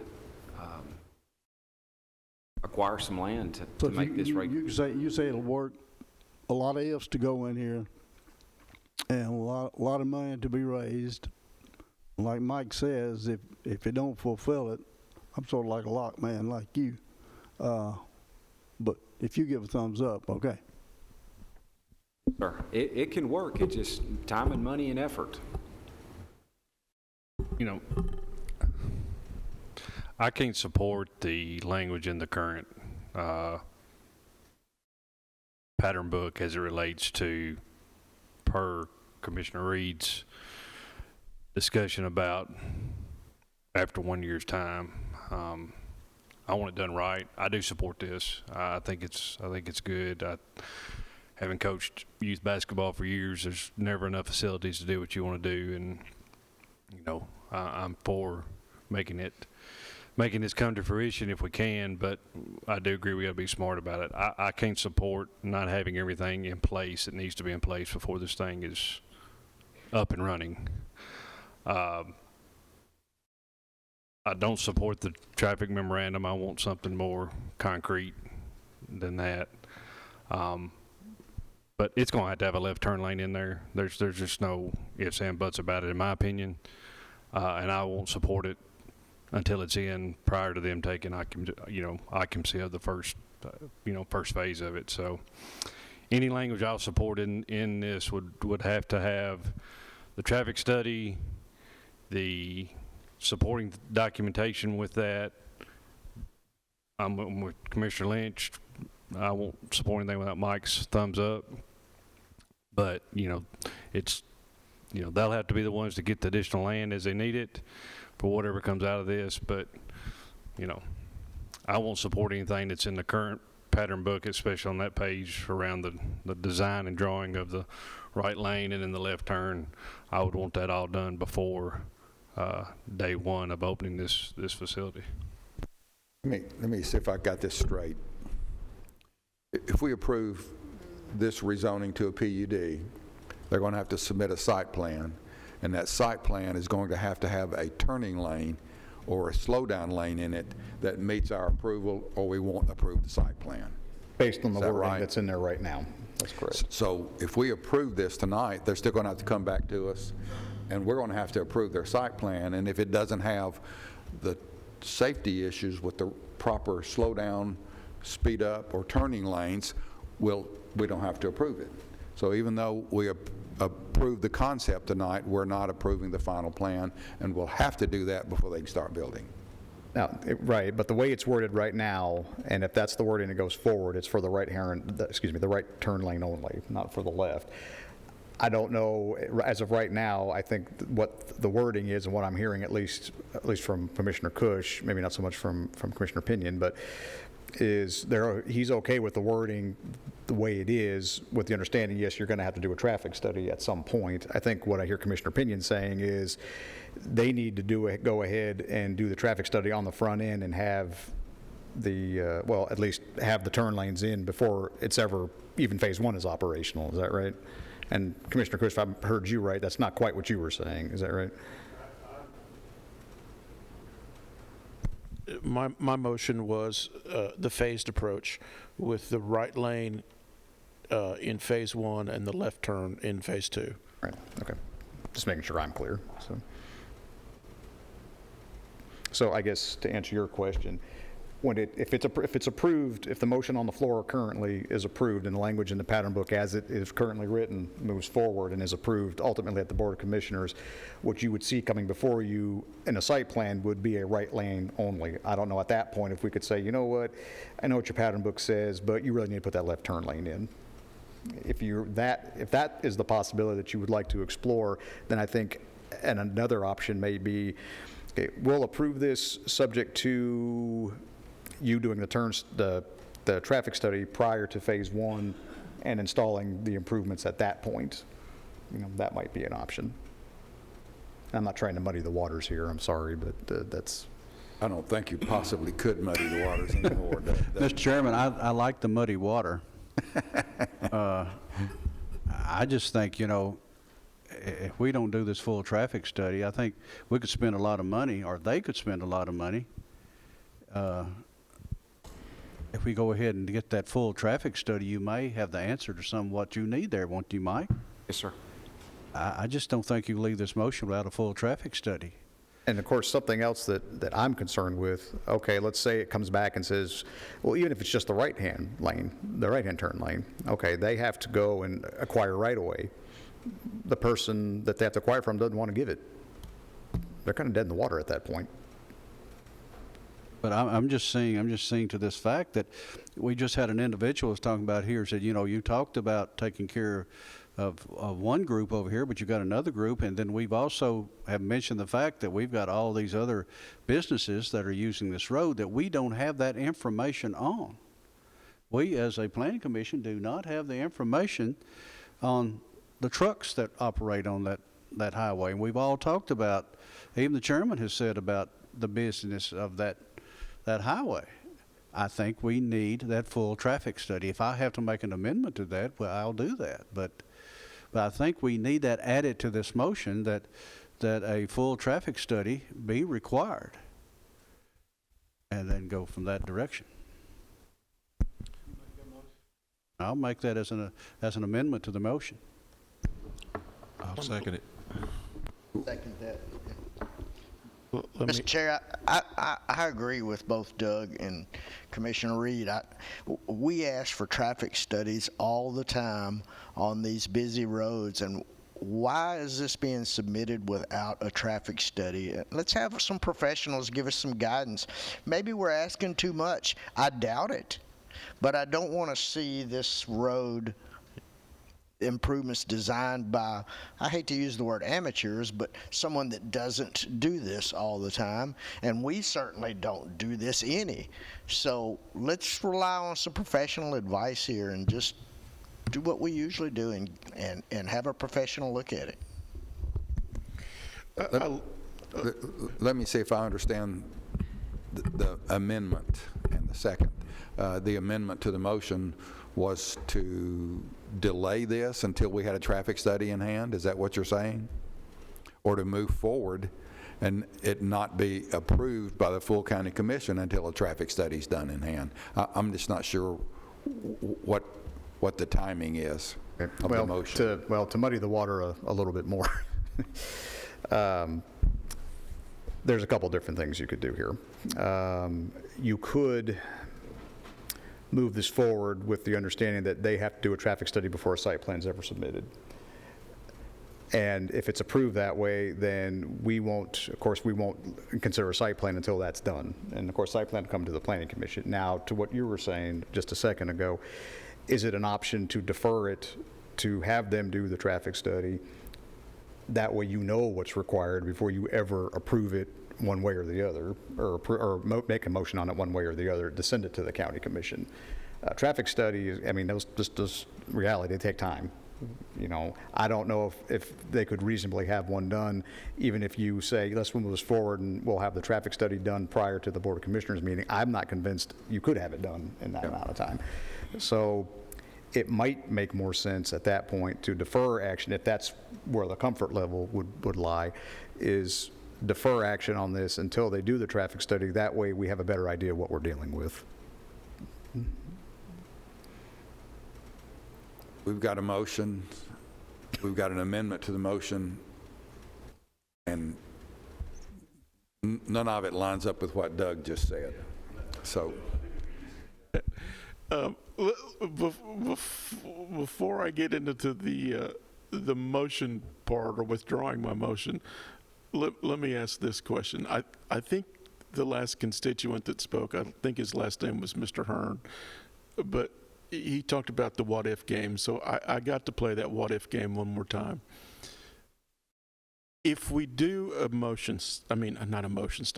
if we do a traffic study, and the traffic study says a left turn is not warranted, we can still force a left turn, right? Even though the study says it's not warranted, we can still demand that, correct? Okay. So it doesn't matter then the same would apply.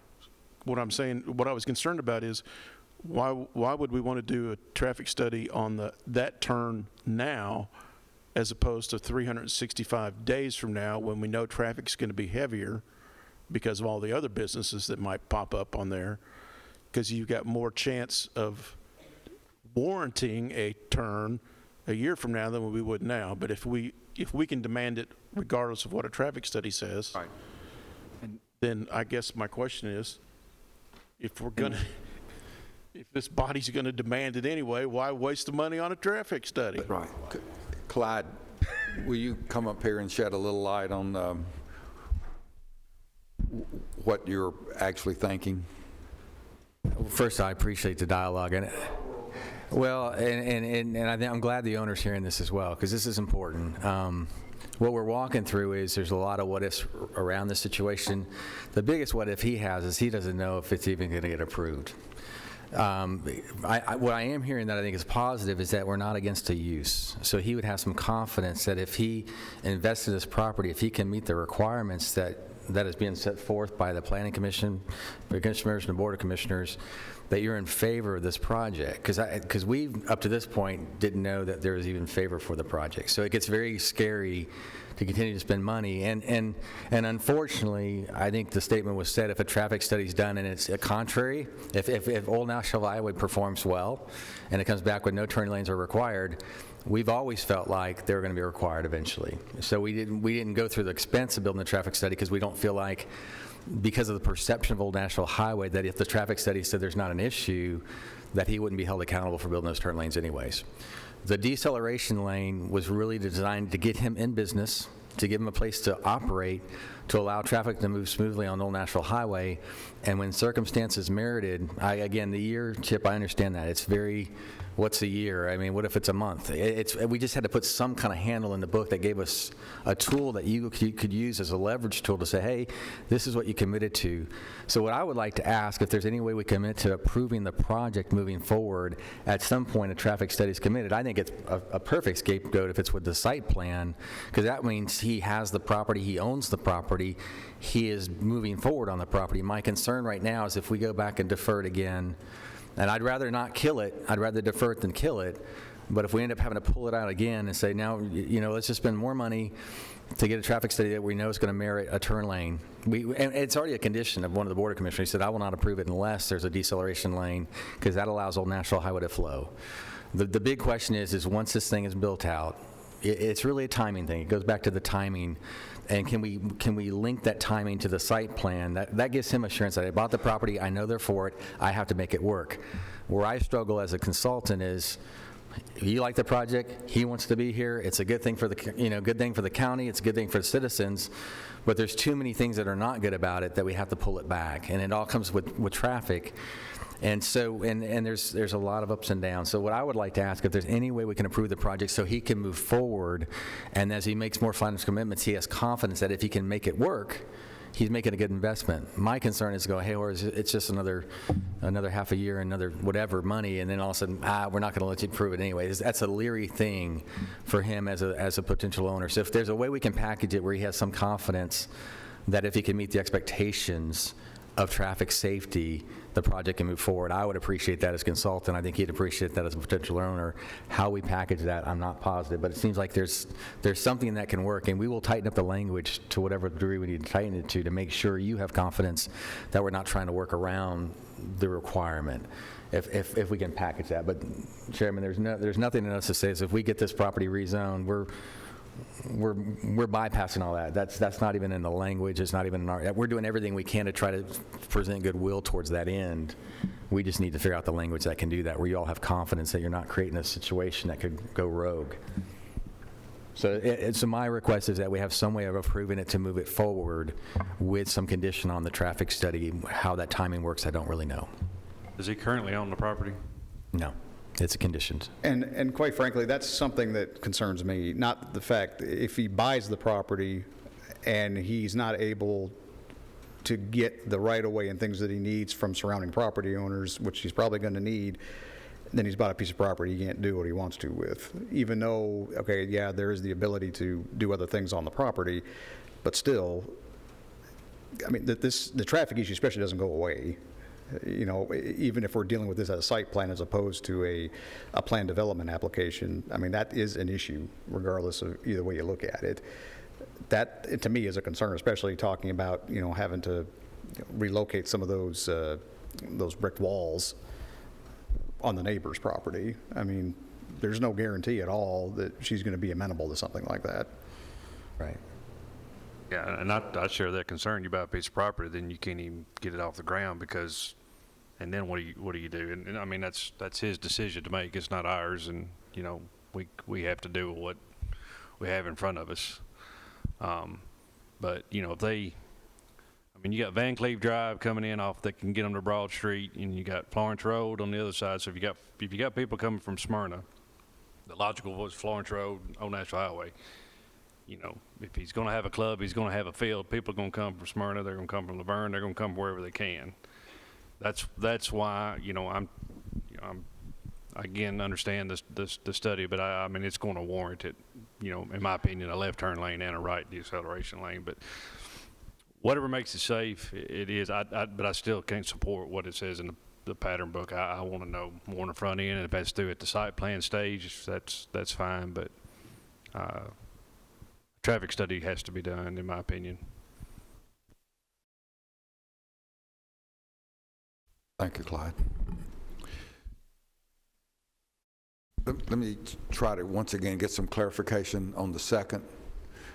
Asking for a traffic study. What's the timing of that traffic study? I just for me as a planning commissioner, I want to know what we're asking him to do and when we're asking him to do it. Well, like I said, in a 30-day period, I mean, could it be done? I mean, possibly it could. Depends on the backlog of the Right. engineer and Right. Doing the counts. Yeah. If this would be deferred pending that, of course, this is a planned development, as you know, you got 60 days. So, from the date of initial consideration, which is today. So you'd have 2 months, basically December is what you'd be looking at. They could probably have it done by then. But Mike has a good point. A lot of it depends on what the backlog of that engineer is. Now, the applicant can always agree to a longer period of time. But in our ordinance, if they said, well, no, we want it back in 60 days, we want a decision one way or the other to move it forward, they would just have to come forward. I would think it would behoove them to make sure they had the study, even if it was 60 days and they demanded a decision one way or the other from the Planning Commission, because if we don't have the study, there's really nothing for us to decide on that point. But that would be kind of, if that answers your question, that'd be kind of how it would move forward in that regard. Everybody understand that? Okay. No. Okay. Mr. Chair, I realize there's a motion on the floor, and I can't make another one on top of it, but I would be amenable to making a motion to approve this application with the stipulation that a traffic study be performed before the site plan is approved, can be approved, and a minimum requirement, regardless of what the traffic study says, will be a deceleration lane. I mean, is that kind of, where, did we leave anything out there? Is that kind of what you're saying we're looking for? Kind of, well, that kind of lumps in everything we've been talking about, yeah. I have a question. They're proposing to put in a right turn lane with phase 1. When phase 2, when there are they're predicting more people to come, they're proposing to do a left turn lane. What's a traffic study going to tell us that is going to do more than that? Well, it'll tell us on the front end. They're going to improve the lane to turn into the road across the street. They're also proposing that. My question is, what I'm afraid is we're pricing a small business owner out of a new business that's needed in Murfreesboro. This is a passionate, you can't say he's not passionate about this, because we've seen it many times. So I have confidence he is passionate about this project. And I don't want to price a small business owner out of a business that is needed here in Rutherford County.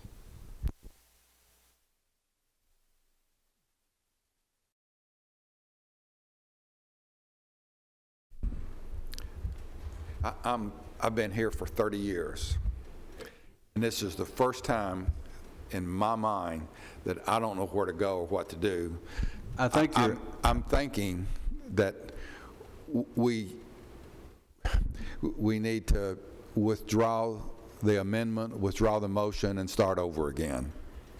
That's where I was coming through, Mr. Chairman. I think the motion you're trying to determine with and what to say was the amended that I had, and I think exactly what Jim was trying to say there, that I wanted the traffic study added to this when it is brought back to us the final time, so that we have that information at that time. And I think that's what you were trying to, that's where you muddied the water on me. Yeah. Are you talking about for the site plan or before you even make a decision on this? The site plan. The site plan. Site plan come to us. Is that what you, I think that's what I was trying to do, that amendment from there, which means if we've got that traffic study at that time and it does something opposite to what you're saying right there, we can fix it at that time. Am I not right? What's that? I'm sorry. Am I not right? Yes, sir. That's where we fix it? That's my fear, though. If he purchases the property and can't get the adequate room to make the site plan work, the turn lane work at the site plan level, he's... Well, he just got through saying right here he wants us to... Never mind. Yes, sir.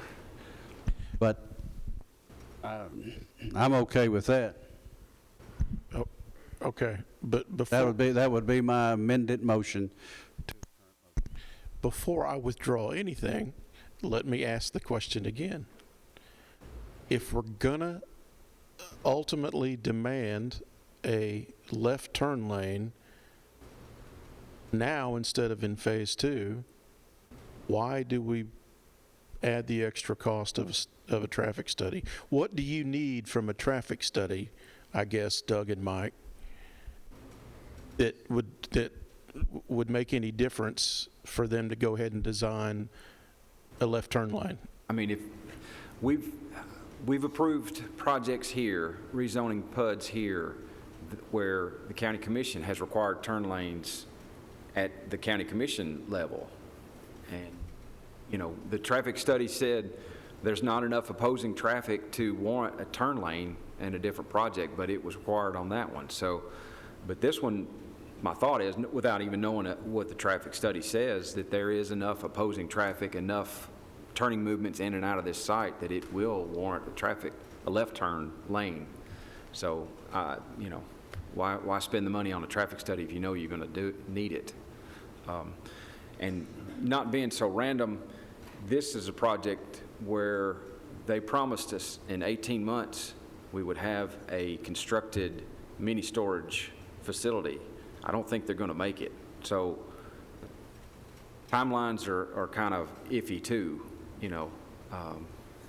How do we hold them to 1 year putting that turn lane in if we don't require it up front with a certificate of occupancy with the building?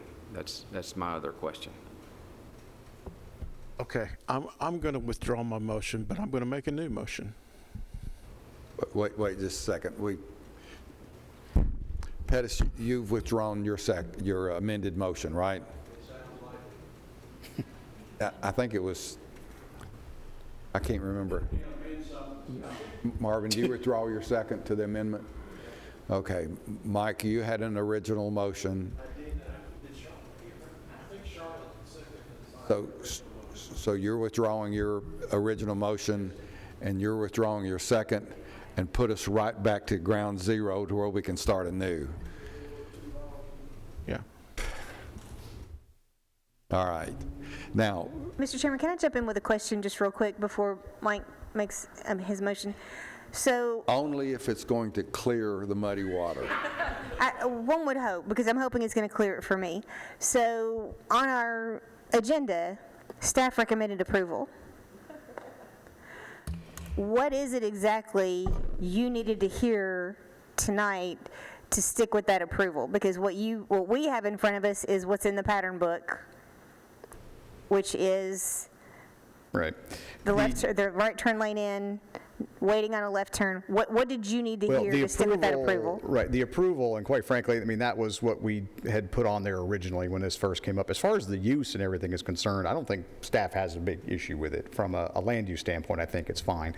I think what we want to hear is that most of the issues really have been resolved as far as, you know, they've spoken with the Buddhist temple next door.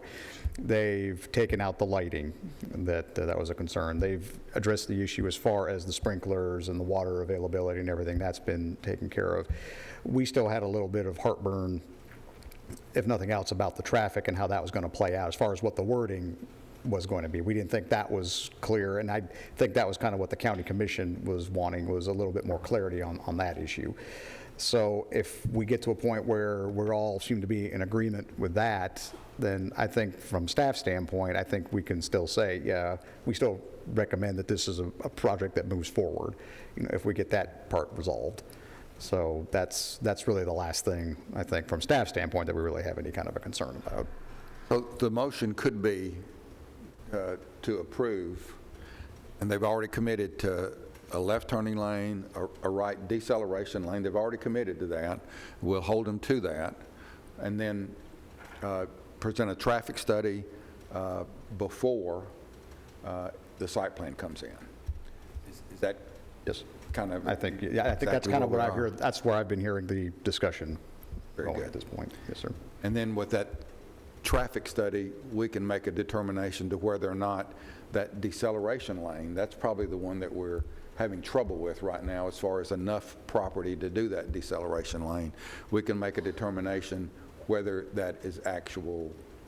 Whether they can do a design that will work. Right? So we can do all of that at the site plan. Mr. Chairman, I have a follow-up to that. So in terms of the the right-of-way, they can always purchase that from the neighbor. So we don't necessarily need to be concerned about that. Either they'll get it or they won't, right? Well, yeah, I mean, they'll need it or not, or B, they'll need it and the property owner doesn't want to sell it to them. You know, they're under no obligation to give it to them, so. Okay, so then my other question is there any place in this motion and to alleviate heartburn about that turn lane being needed, the expanded version, the version that's coming in phase 2, is there any place in this motion where the surety bond, letter of credit, performance bond, something needs to live? Because here's what I'm concerned about, which is the same thing that Chip was concerned about. What happens if we identify there's a safety issue and the project's underfunded? Mm-hmm. Now what? So how do we guard against that? Well, I think you could build in some language into the motion to say something to the effect of, being that they do want to do the turn lane, the left turn lane at a later time. If the traffic study doesn't come back and say, no, you really need to do it now, then you could provide a vehicle in there, a performance surety to say, yes, okay, you can do the right lane now, we'll hold off on the left lane, but you have to put a performance surety down in the event that it becomes warranted before you get to phase 2 or something like that. Does that sound okay, Nick?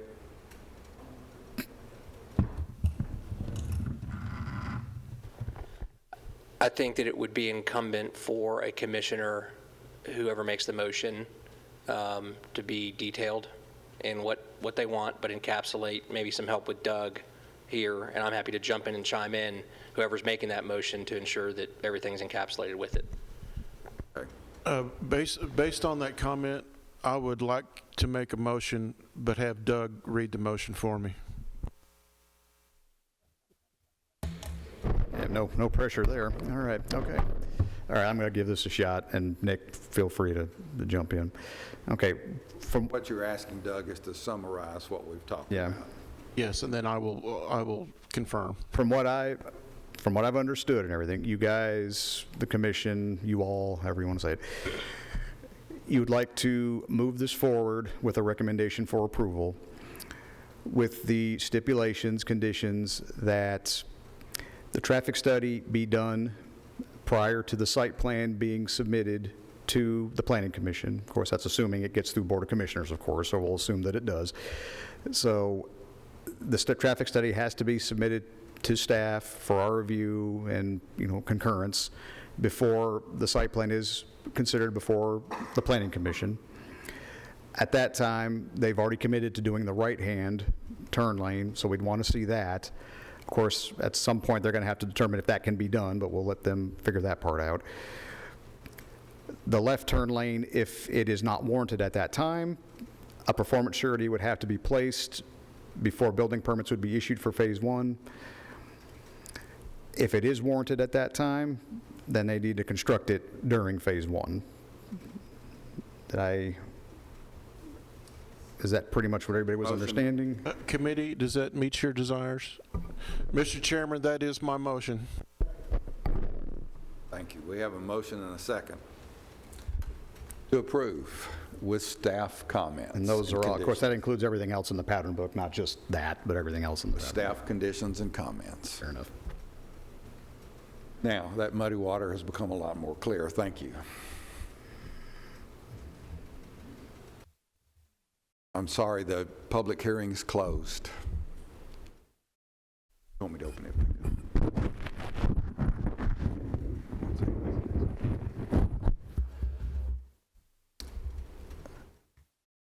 I see a hand go up, although the public hearing's closed. I know you want to make a comment, and I'll give you a couple of minutes. Come on up.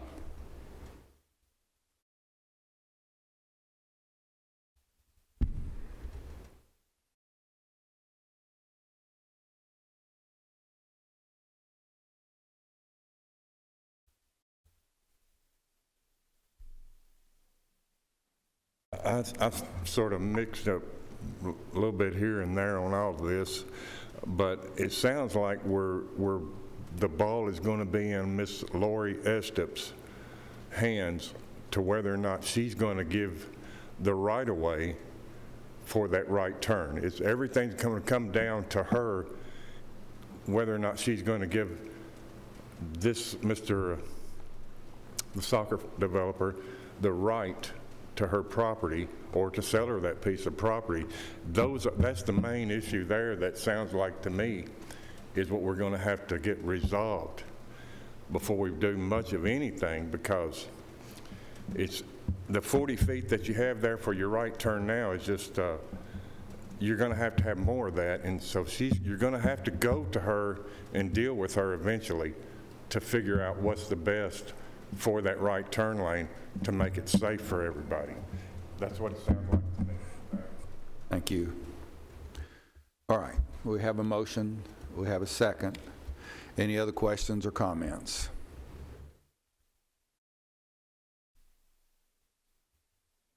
Here we go. We have a motion and a second to approve REZ 21-007, Huddleston Seal Engineering for Jorge Lopez. All those in favor of that motion to approve, please say aye. Aye. Opposition? Motion to approve carries.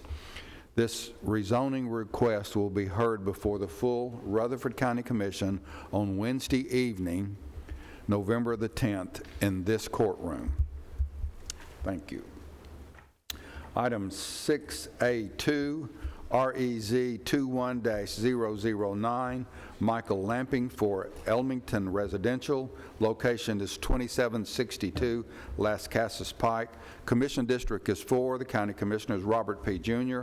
Size of the site is approximately 46 acres. Tax map is 68. The existing zoning is RM for residential medium density. The proposed zoning is a PUD, a planned unit development for a residential subdivision. Doug. Yes, sir. Thank you. Again, this application will look familiar to you. We've considered this a couple different times.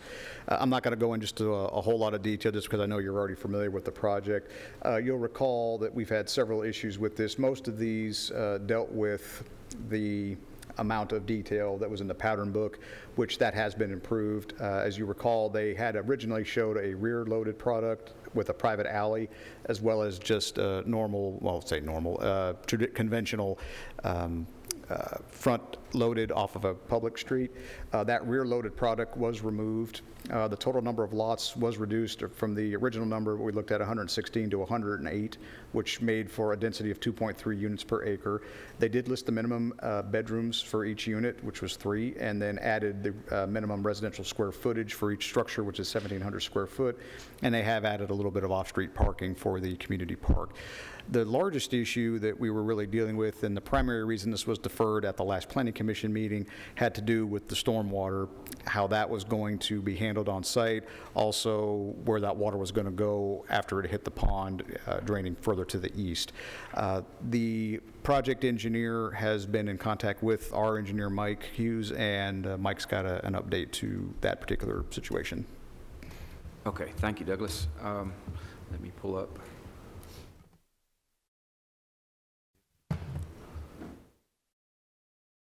Okay, so my big concern on this project was drainage, among other things, but they have done a study of this off-site sinkhole. So this property has a depression on it right now. It builds up, spills over, and goes to the east to this sinkhole here. Now, what I asked them to do is to model that as a pond that receives a particular area, watershed. What is its curve number? What is the land like that drains to it? So we have a definite baseline of what's draining to this area, because it does not drain to a river, creek, or stream like other places. So we have to be sensitive to the volume of water that we're sending over there. So we have worked with Jack Parker with Catalyst, and he has done a early study of this depression, and then he's modeled it with what he's doing on his side of the property. So from what I've seen on the initial designs, I feel confident that they can make it work with a stormwater management area on their side, and I'll pull that back up, let you see this area that will hold back adequate volume of water heading to the east. So we don't have the final designs of construction plans, which we'll eventually see after the preliminary. So this, is still on the early stages, but we do have a baseline of what's draining to the adjacent property, so we know on the front end what's going there, and we can compare that to the construction plans once they come in and see that. So I'm feeling better about drainage for this development. Just be aware that if this is not large enough, it might have to expand from once we get revised construction plans, revised calculations that fine-tune, hammer everything out. It might have to be expanded. It might be adequate area. But until we know definitely on the construction plans and the final calculations, I think we have an adequate evaluation, which I asked for. So I'm feeling a lot better about drainage.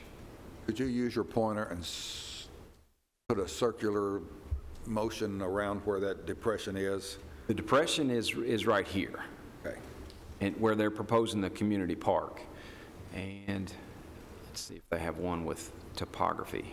They don't on this particular booklet, but it is going to need a lot of work. It's this area right here. Work that they've done, the studies that they've done, you're satisfied that that can be rectified? Well, when they do make the improvements on site, they'll have to have a licensed geotechnical engineer on site to see the work being done. Once the material's excavated out, they'll excavate it down to bedrock or an open throat or whatever, and then they'll close it back and compact it over, lifts of material being brought in. So not just the community park, but you can see the road's going to go through there. These lots are going to go through there. So these are going to need direct supervision of a geotechnical engineer when this work is being done. Mike, I've still got the same question I had when this was presented a few days ago. How does the water get from Las Casas Pike to the retention pond without going through people's yards? Las Casas Pike to, okay. Well, they promised us that it will not cross Las Casas Pike and affect the subdivision on the other side. So what falls right there at the yellow line where it says Las Casas Pike? Yes, sir. How does it get back there, because there's no conveyance area except through people's yards? Are you talking about the existing subdivisions on the west side of Las Casas? No, put your subdivision back up. Okay. The house plans. Sir. That one right there. Yes, sir. How does the water get from where your little cursor is back to the pond? Because water's going to fall. We had 7 inches of rain last week. So they're going to modify this ground. They're going to have to pick up the existing drainage coming off of Las Casas Pike, because this is a low area right here in Las Casas Pike. So this will have to have some kind of water conveyance, either open ditch or pipe or something. They're going to have to design a whole system to get it to the east. Right, and it's not shown on that preliminary plan. And I know we're talking about a zoning change and not site plan, but at some point, we've got to get the water from the front to the back. And it's higher at the back than it is at the front. There's a 586 contour right at the edge right here. This is a 584 here. So there's 2 foot of fall. Well, not much. There's 2 foot of fall from there to there. Right, okay. I stand corrected, but still I see no places for the water to go except through the houses. Right, so that plan back up.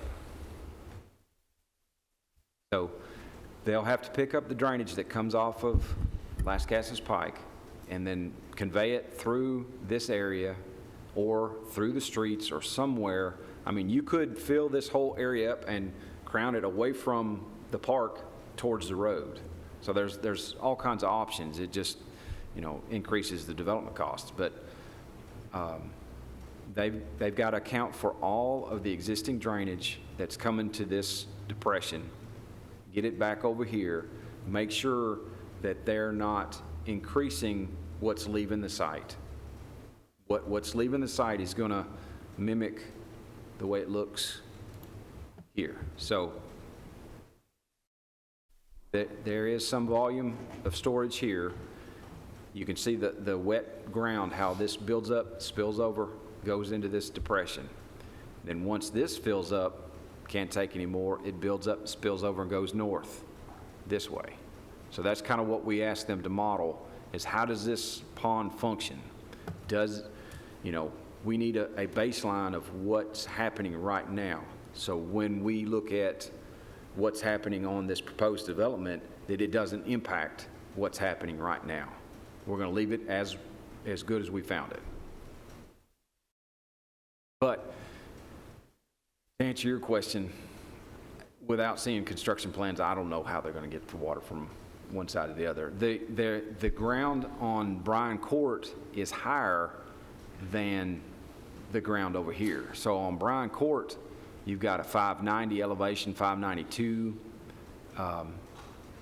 Over here, there is a small depression on Emory, but Las Casas Pike is kind of like the dividing line of the watershed in this area, or the center of Las Casas Pike.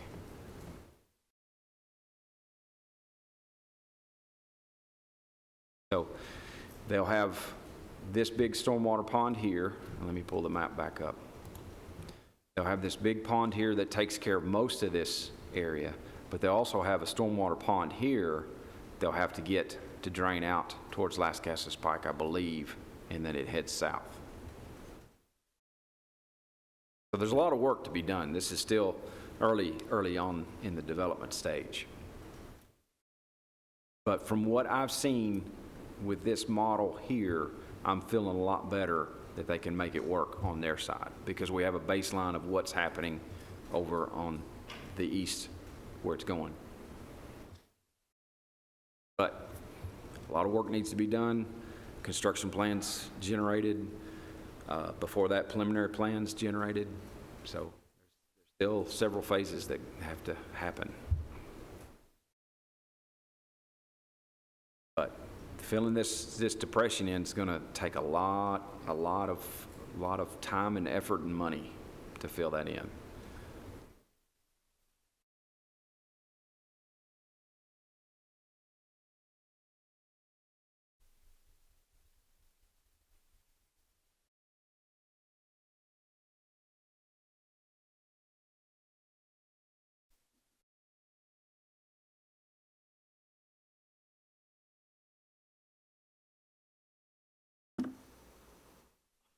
This staff recommendations still has a lot of concerns about drainage, if I'm not mistaken. And if this were to be approved with staff comments, construction couldn't happen until all of those drainage concerns that you had been addressed. Right. That's correct. And they won't be allowed, the phase is preliminary plan, construction plans, then a final plat. So if they trip up on any of those stages, it doesn't progress to the next. And we have seen that happen at the construction plan phase on before, where, yes, it got approval, it got through the preliminary plan, it gets to construction plans, and it's held up because it simply isn't functioning like we think it needs to function. I know that you guys still have some concerns, but if this were to be approved with those concerns, you're comfortable with that? I believe I am, yes, sir. Yes, I'm feeling much better. He's done, needs some fine tuning and revising, but he's done a lot of work studying that depression and how this development will impact that depression. Mr. Chairman, I have a question. Rhonda. Mike, do we need to label any of the lots that surround that depression? Do we need to label any of them critical lots? Yes. Well, the preliminary plan will have, and the final plat will have, the construction plans will have notes on them saying, hey, Geotechnical engineer needs to be aware of this. We'll have notes on the final plat saying, hey, these lots required 2 or more feet of fill, so we're going to need compaction letters on those. And typically, construction crews and developers know on the beginning, because that's what we tell them early on, said, hey, with us this much material being worked and filled on these lots, we need these reports before we release for building permits.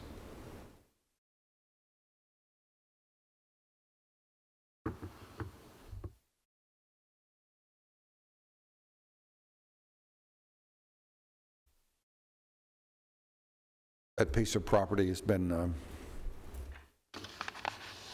looked at very critically, I think, and those of you that travel that area and look over there, you'll see the ducks in that depression quite often. I was amazed. I drove by it yesterday, and as much rain as we had late last week, we had a ton. It's dry right now. So there's been times where it's been full, and then the other times where we've had a ton of rain, and like today, it's dry. It's amazing. And that caution moving forward is worth the effort. There is a lot of good soil on this property, if I can get this to draw. A lot of Harpeth, loam. So those are some of the better soils in the county which allow infiltration. However, if you are modifying the ground, elevating and filling, you're taking that infiltration capacity away. So what I'm getting at is there's still a lot of work that needs to be done, and this is just not the end. This is just the beginning. You're aware of that. The applicant's aware of that.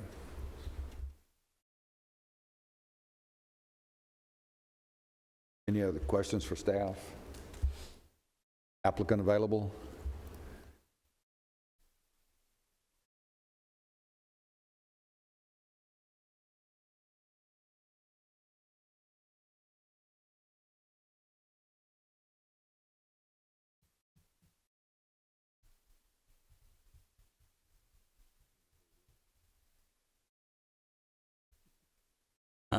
Good evening, Chairman, Commissioners. Appreciate your time this evening. I'm Jack Parker with Catalyst Design Group.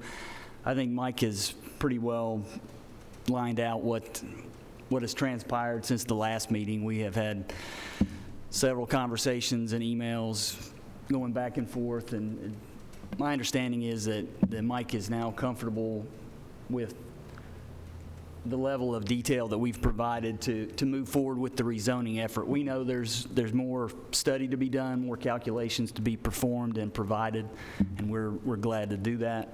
But the main goal of our coordination at this point is to get him comfortable that this plan, this stormwater management plan, can work and does work, and we just need to fine tune it, as he's already indicated, to get that to a point where it is construction ready. So, just keep in mind, we talk about this low area, and it will need a geotechnical engineer scrutinizing it during construction to make sure that compaction's correct and that there's not an issue once we place fill there.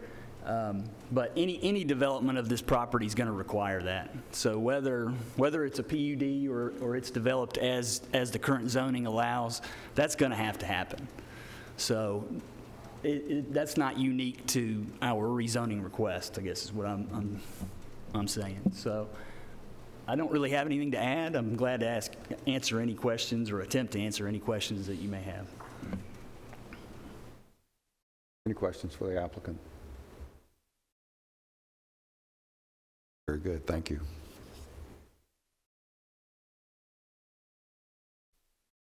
This is an image of the May 2010 flood.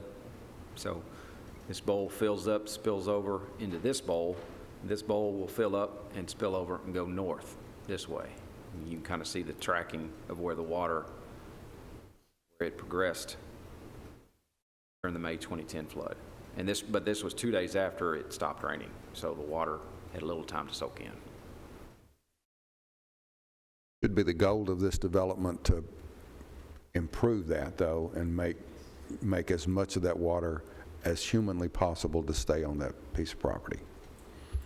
So, in essence, if we accomplish our goal and they accomplish theirs, it should improve that situation, theoretically. Okay. Anybody else have any questions for staff at this time? If not, I'll declare the public hearing open for item number REZ 21-009, Michael Lamping for Elmington Residential. Anyone wishing to speak on this rezoning request, please come forward.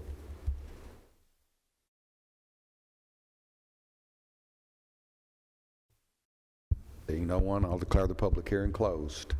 Commissioners. Chairman, I make a motion to approve with staff comments. We have a motion and a second to approve REZ 21-009, Michael Lamping for Elmington Residential. Any other questions or comments? All those in favor of the motion to approve, please say aye. Any opposition? Motion to approve carries. Thank you. Pettis, I'm sorry. Let me say that one more time. All those in favor of the motion to approve, please say aye. Opposed? We have one opposition. Thank you, Pettis. Motion to approve carries. Thank you. Item 6A3, REZ 21-014, Steve Massey. The location is 8411 Sims Road. Commission District is 6. The County Commissioner is Veronica Buchanan. The size of the site is approximately 34 acres. The tax map is 171. Existing zoning is RL, residential low density. Proposed zoning is AR for agricultural residential. Doug. Yes, sir, thank you. Information provided by the applicant states that they would like to operate a home-based dog training and puppy sales business. He proposes to construct a building that would be used to provide the training, provide lessons, and also have small-scale boarding for their clients. They have indicated the size of the building would be based on what they can afford, but would probably be around 1,500 square feet. There are no employees anticipated beyond those who already live on the property. Hours of operation would be 9 a.m. to 6 p.m. We have included a concept plan in your agenda packets for your reference. Of course, this is not a plan development application. They're not bound by that, but it gives you an idea of at least what their intentions are. And I've also included some additional information from them. This is a type of activity that's defined in our zoning ordinance as animal care and veterinary services. It's not a use that's allowed as either a minor or major home-based business, nor is it allowed in the RL zone, which is what this is currently zoned. It is, however, allowed in the agricultural residential zone by special exception. So the applicant is aware, if they get this approved, that they still have another step to go as far as the special exception before the Board of Zoning Appeals. So approval of the approval of the zoning does not approve the business. This does have direct access onto Sims Road. Of course, if they were to build or construct any new access drives, they would have to get permits through the County Highway Department or approval through them at least. Being that this would be zoned agricultural residential, they're not required to install any kind of buffers or adhere to any performance standards, although the BZA, if they felt necessary, could make that a condition of approval of the actual business. Their building that they want to construct is actually further onto the property, and as you can see from the aerial that Mike has up, it's very large properties around that. It's not going to be close to as far as any existing residences and everything. That's pretty wide open out that way. We feel that rezoning the property to AR is consistent with the recommendations of our comprehensive plan, but again, even if the zoning approved, they know they still have to go through the Board of Zoning Appeal approval for the special exception for the business. With that, I know the applicants are present, and we'd be happy to answer any questions at this time. Any questions for staff at this time? I have a question, Mr. Chair. Doug, there appears on this aerial photo to be a structure very close to the road, Sims Road, up front, and I'm thinking that's on the same property, and yet they have hand-drawn a house with field lines, garage, further back on the property, a proposed building. Yes. Wouldn't two houses structure- on the same property be a violation of the code? No, they can have two structures on the property. If you have at least 15 acres of land, you can have two principal structures. Even if they didn't, if they wanted to use this as an accessory dwelling, they have enough acreage where they could do that and probably do it by right because of the size. And the Massey, please correct me if I'm wrong, they live in the existing house at 8411. The house that they're building in the back, that's going to be their new house, and then they want to use the one up front for like family members. So, and they're nodding their head in approval, so that's what will happen with that. But to answer your question, no, that's not a violation of the code. Other questions at this time? I'm hoping you're the applicants, because you're the only one left. Would you come up, please?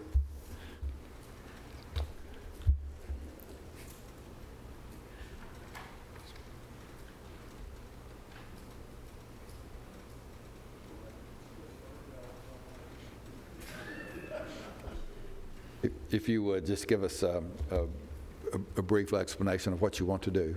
Okay. Good evening, ladies and gentlemen. Thank you for hearing my application. I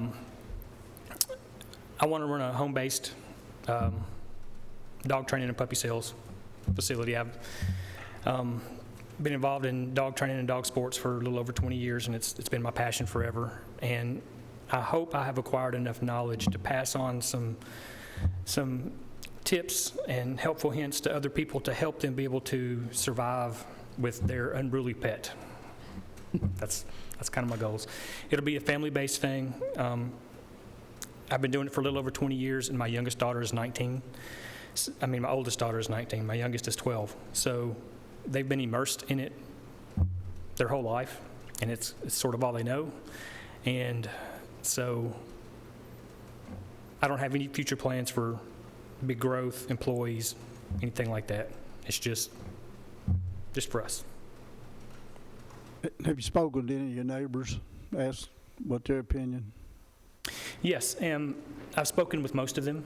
I don't have a whole lot of neighbors. It is a lot of larger parcels. And the majority of my neighbors, I have trained their dogs. So everyone seems to be on board with it. I haven't heard any concerns about. And to follow up with what he's saying, we did get a couple of phone calls, but nobody was in opposition. They were really just kind of curious. They saw the sign and were kind of curious what was going on. Okay. So you're going to be selling dogs also? Puppies. Hopefully I plan to have 1 to 2 litters of puppies a year. That's kind of my goal.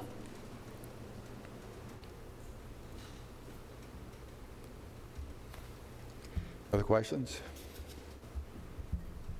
Thank you. Thank you. Ready for our public hearing? This time I'll declare the public hearing open for REZ 21-014, Steve Massey. Anyone wishing to speak for or against this rezoning request, please come forward. Seeing no one, I'll declare the public hearing closed. Commissioners. Mr. Chairman, as bad as I'm needing someone to train my dog, I'll make the motion to approve. Including staff comments. Including staff comments. Very good. We have a motion and a second to approve REZ 21-014 for Steve Massey. Any other questions or comments? All those in favor of the motion to approve, please say aye. Any opposition? Motion to approve carries. Thank you. 6A4, REZ 21-015, Jewel Hale. Location is 2917 and 2927 Elam Road. Commission district is 18. The county commissioner is Alan McAdoo. The size of the site is approximately 11 acres. Tax map is 126, and it looks like the parcel is 32. Existing zoning is OP for office professional and RM for residential medium density, and the proposed zoning is for office professional. Doug? Yes, sir, thank you. A portion of the subject property, about 3 acres, was rezoned to services back in 2007. Of course, that was under our older zoning resolution, and granted a conditional use permit for storage units. And I've included a copy of that CUP for your reference. There was also a site plan approved by the Planning Commission in November of that same year to construct the self-storage facility, but no construction ever began, so the approval of that has long since expired.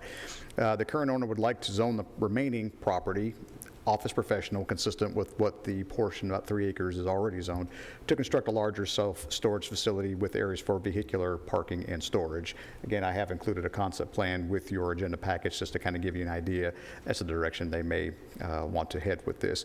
Similar to the last application we just talked about, this use is not one that's allowed by right in the office professional zone. This is allowed only by special exception, so they would have to get special exception approval by the Board of Zoning Appeals before this particular business or a mini warehouse could be constructed.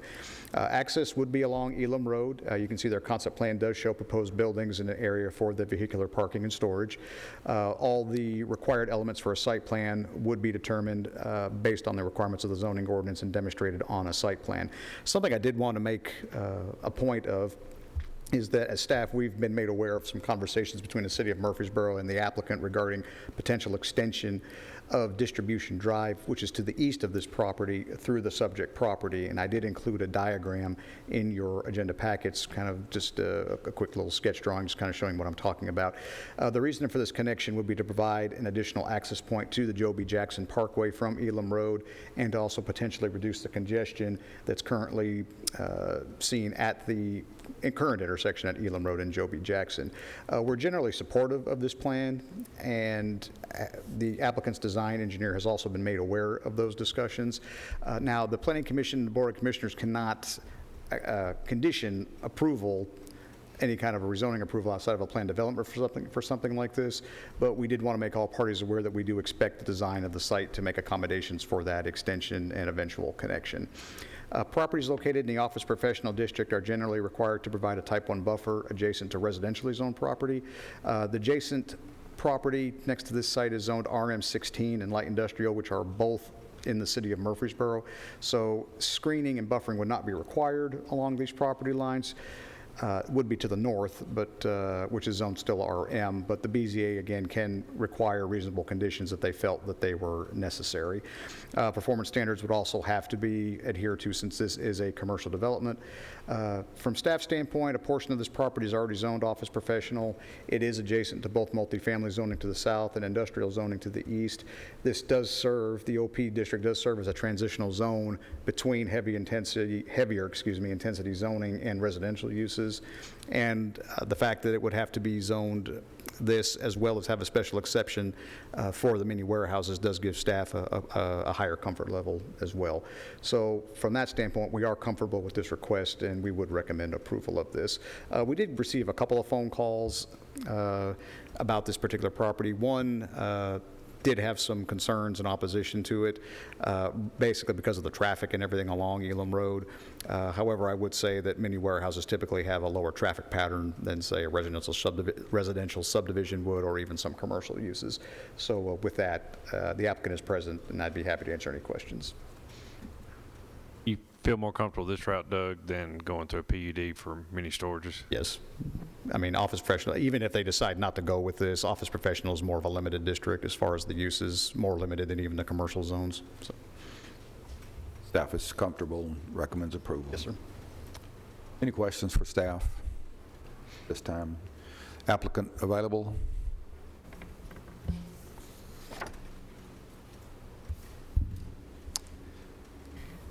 Good evening. Good evening, members of the Planning Commission. Matt Taylor from SCC, and I'm also accompanied by Mr. Jewel Hale, the applicant on the project. So Doug explained what we want to do here. I'll be happy to answer any questions that you might have.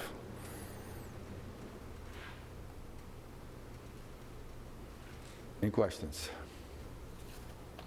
Thank you. Thank you.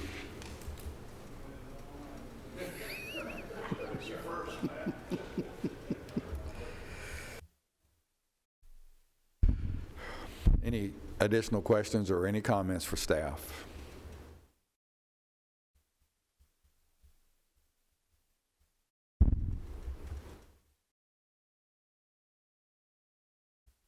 Mr. Chair, I'll make a motion to approve subject to staff comments. I'm sorry. Oh, we have to have a public hearing? We do. Well, I'm sure there are plenty of people that would like I to fell speak. asleep at the wheel. Hold your motion. This time I'll declare a public hearing open for REZ 21-015 Jewel Hale. Anyone wishing to speak for or against this rezoning request, please come forward.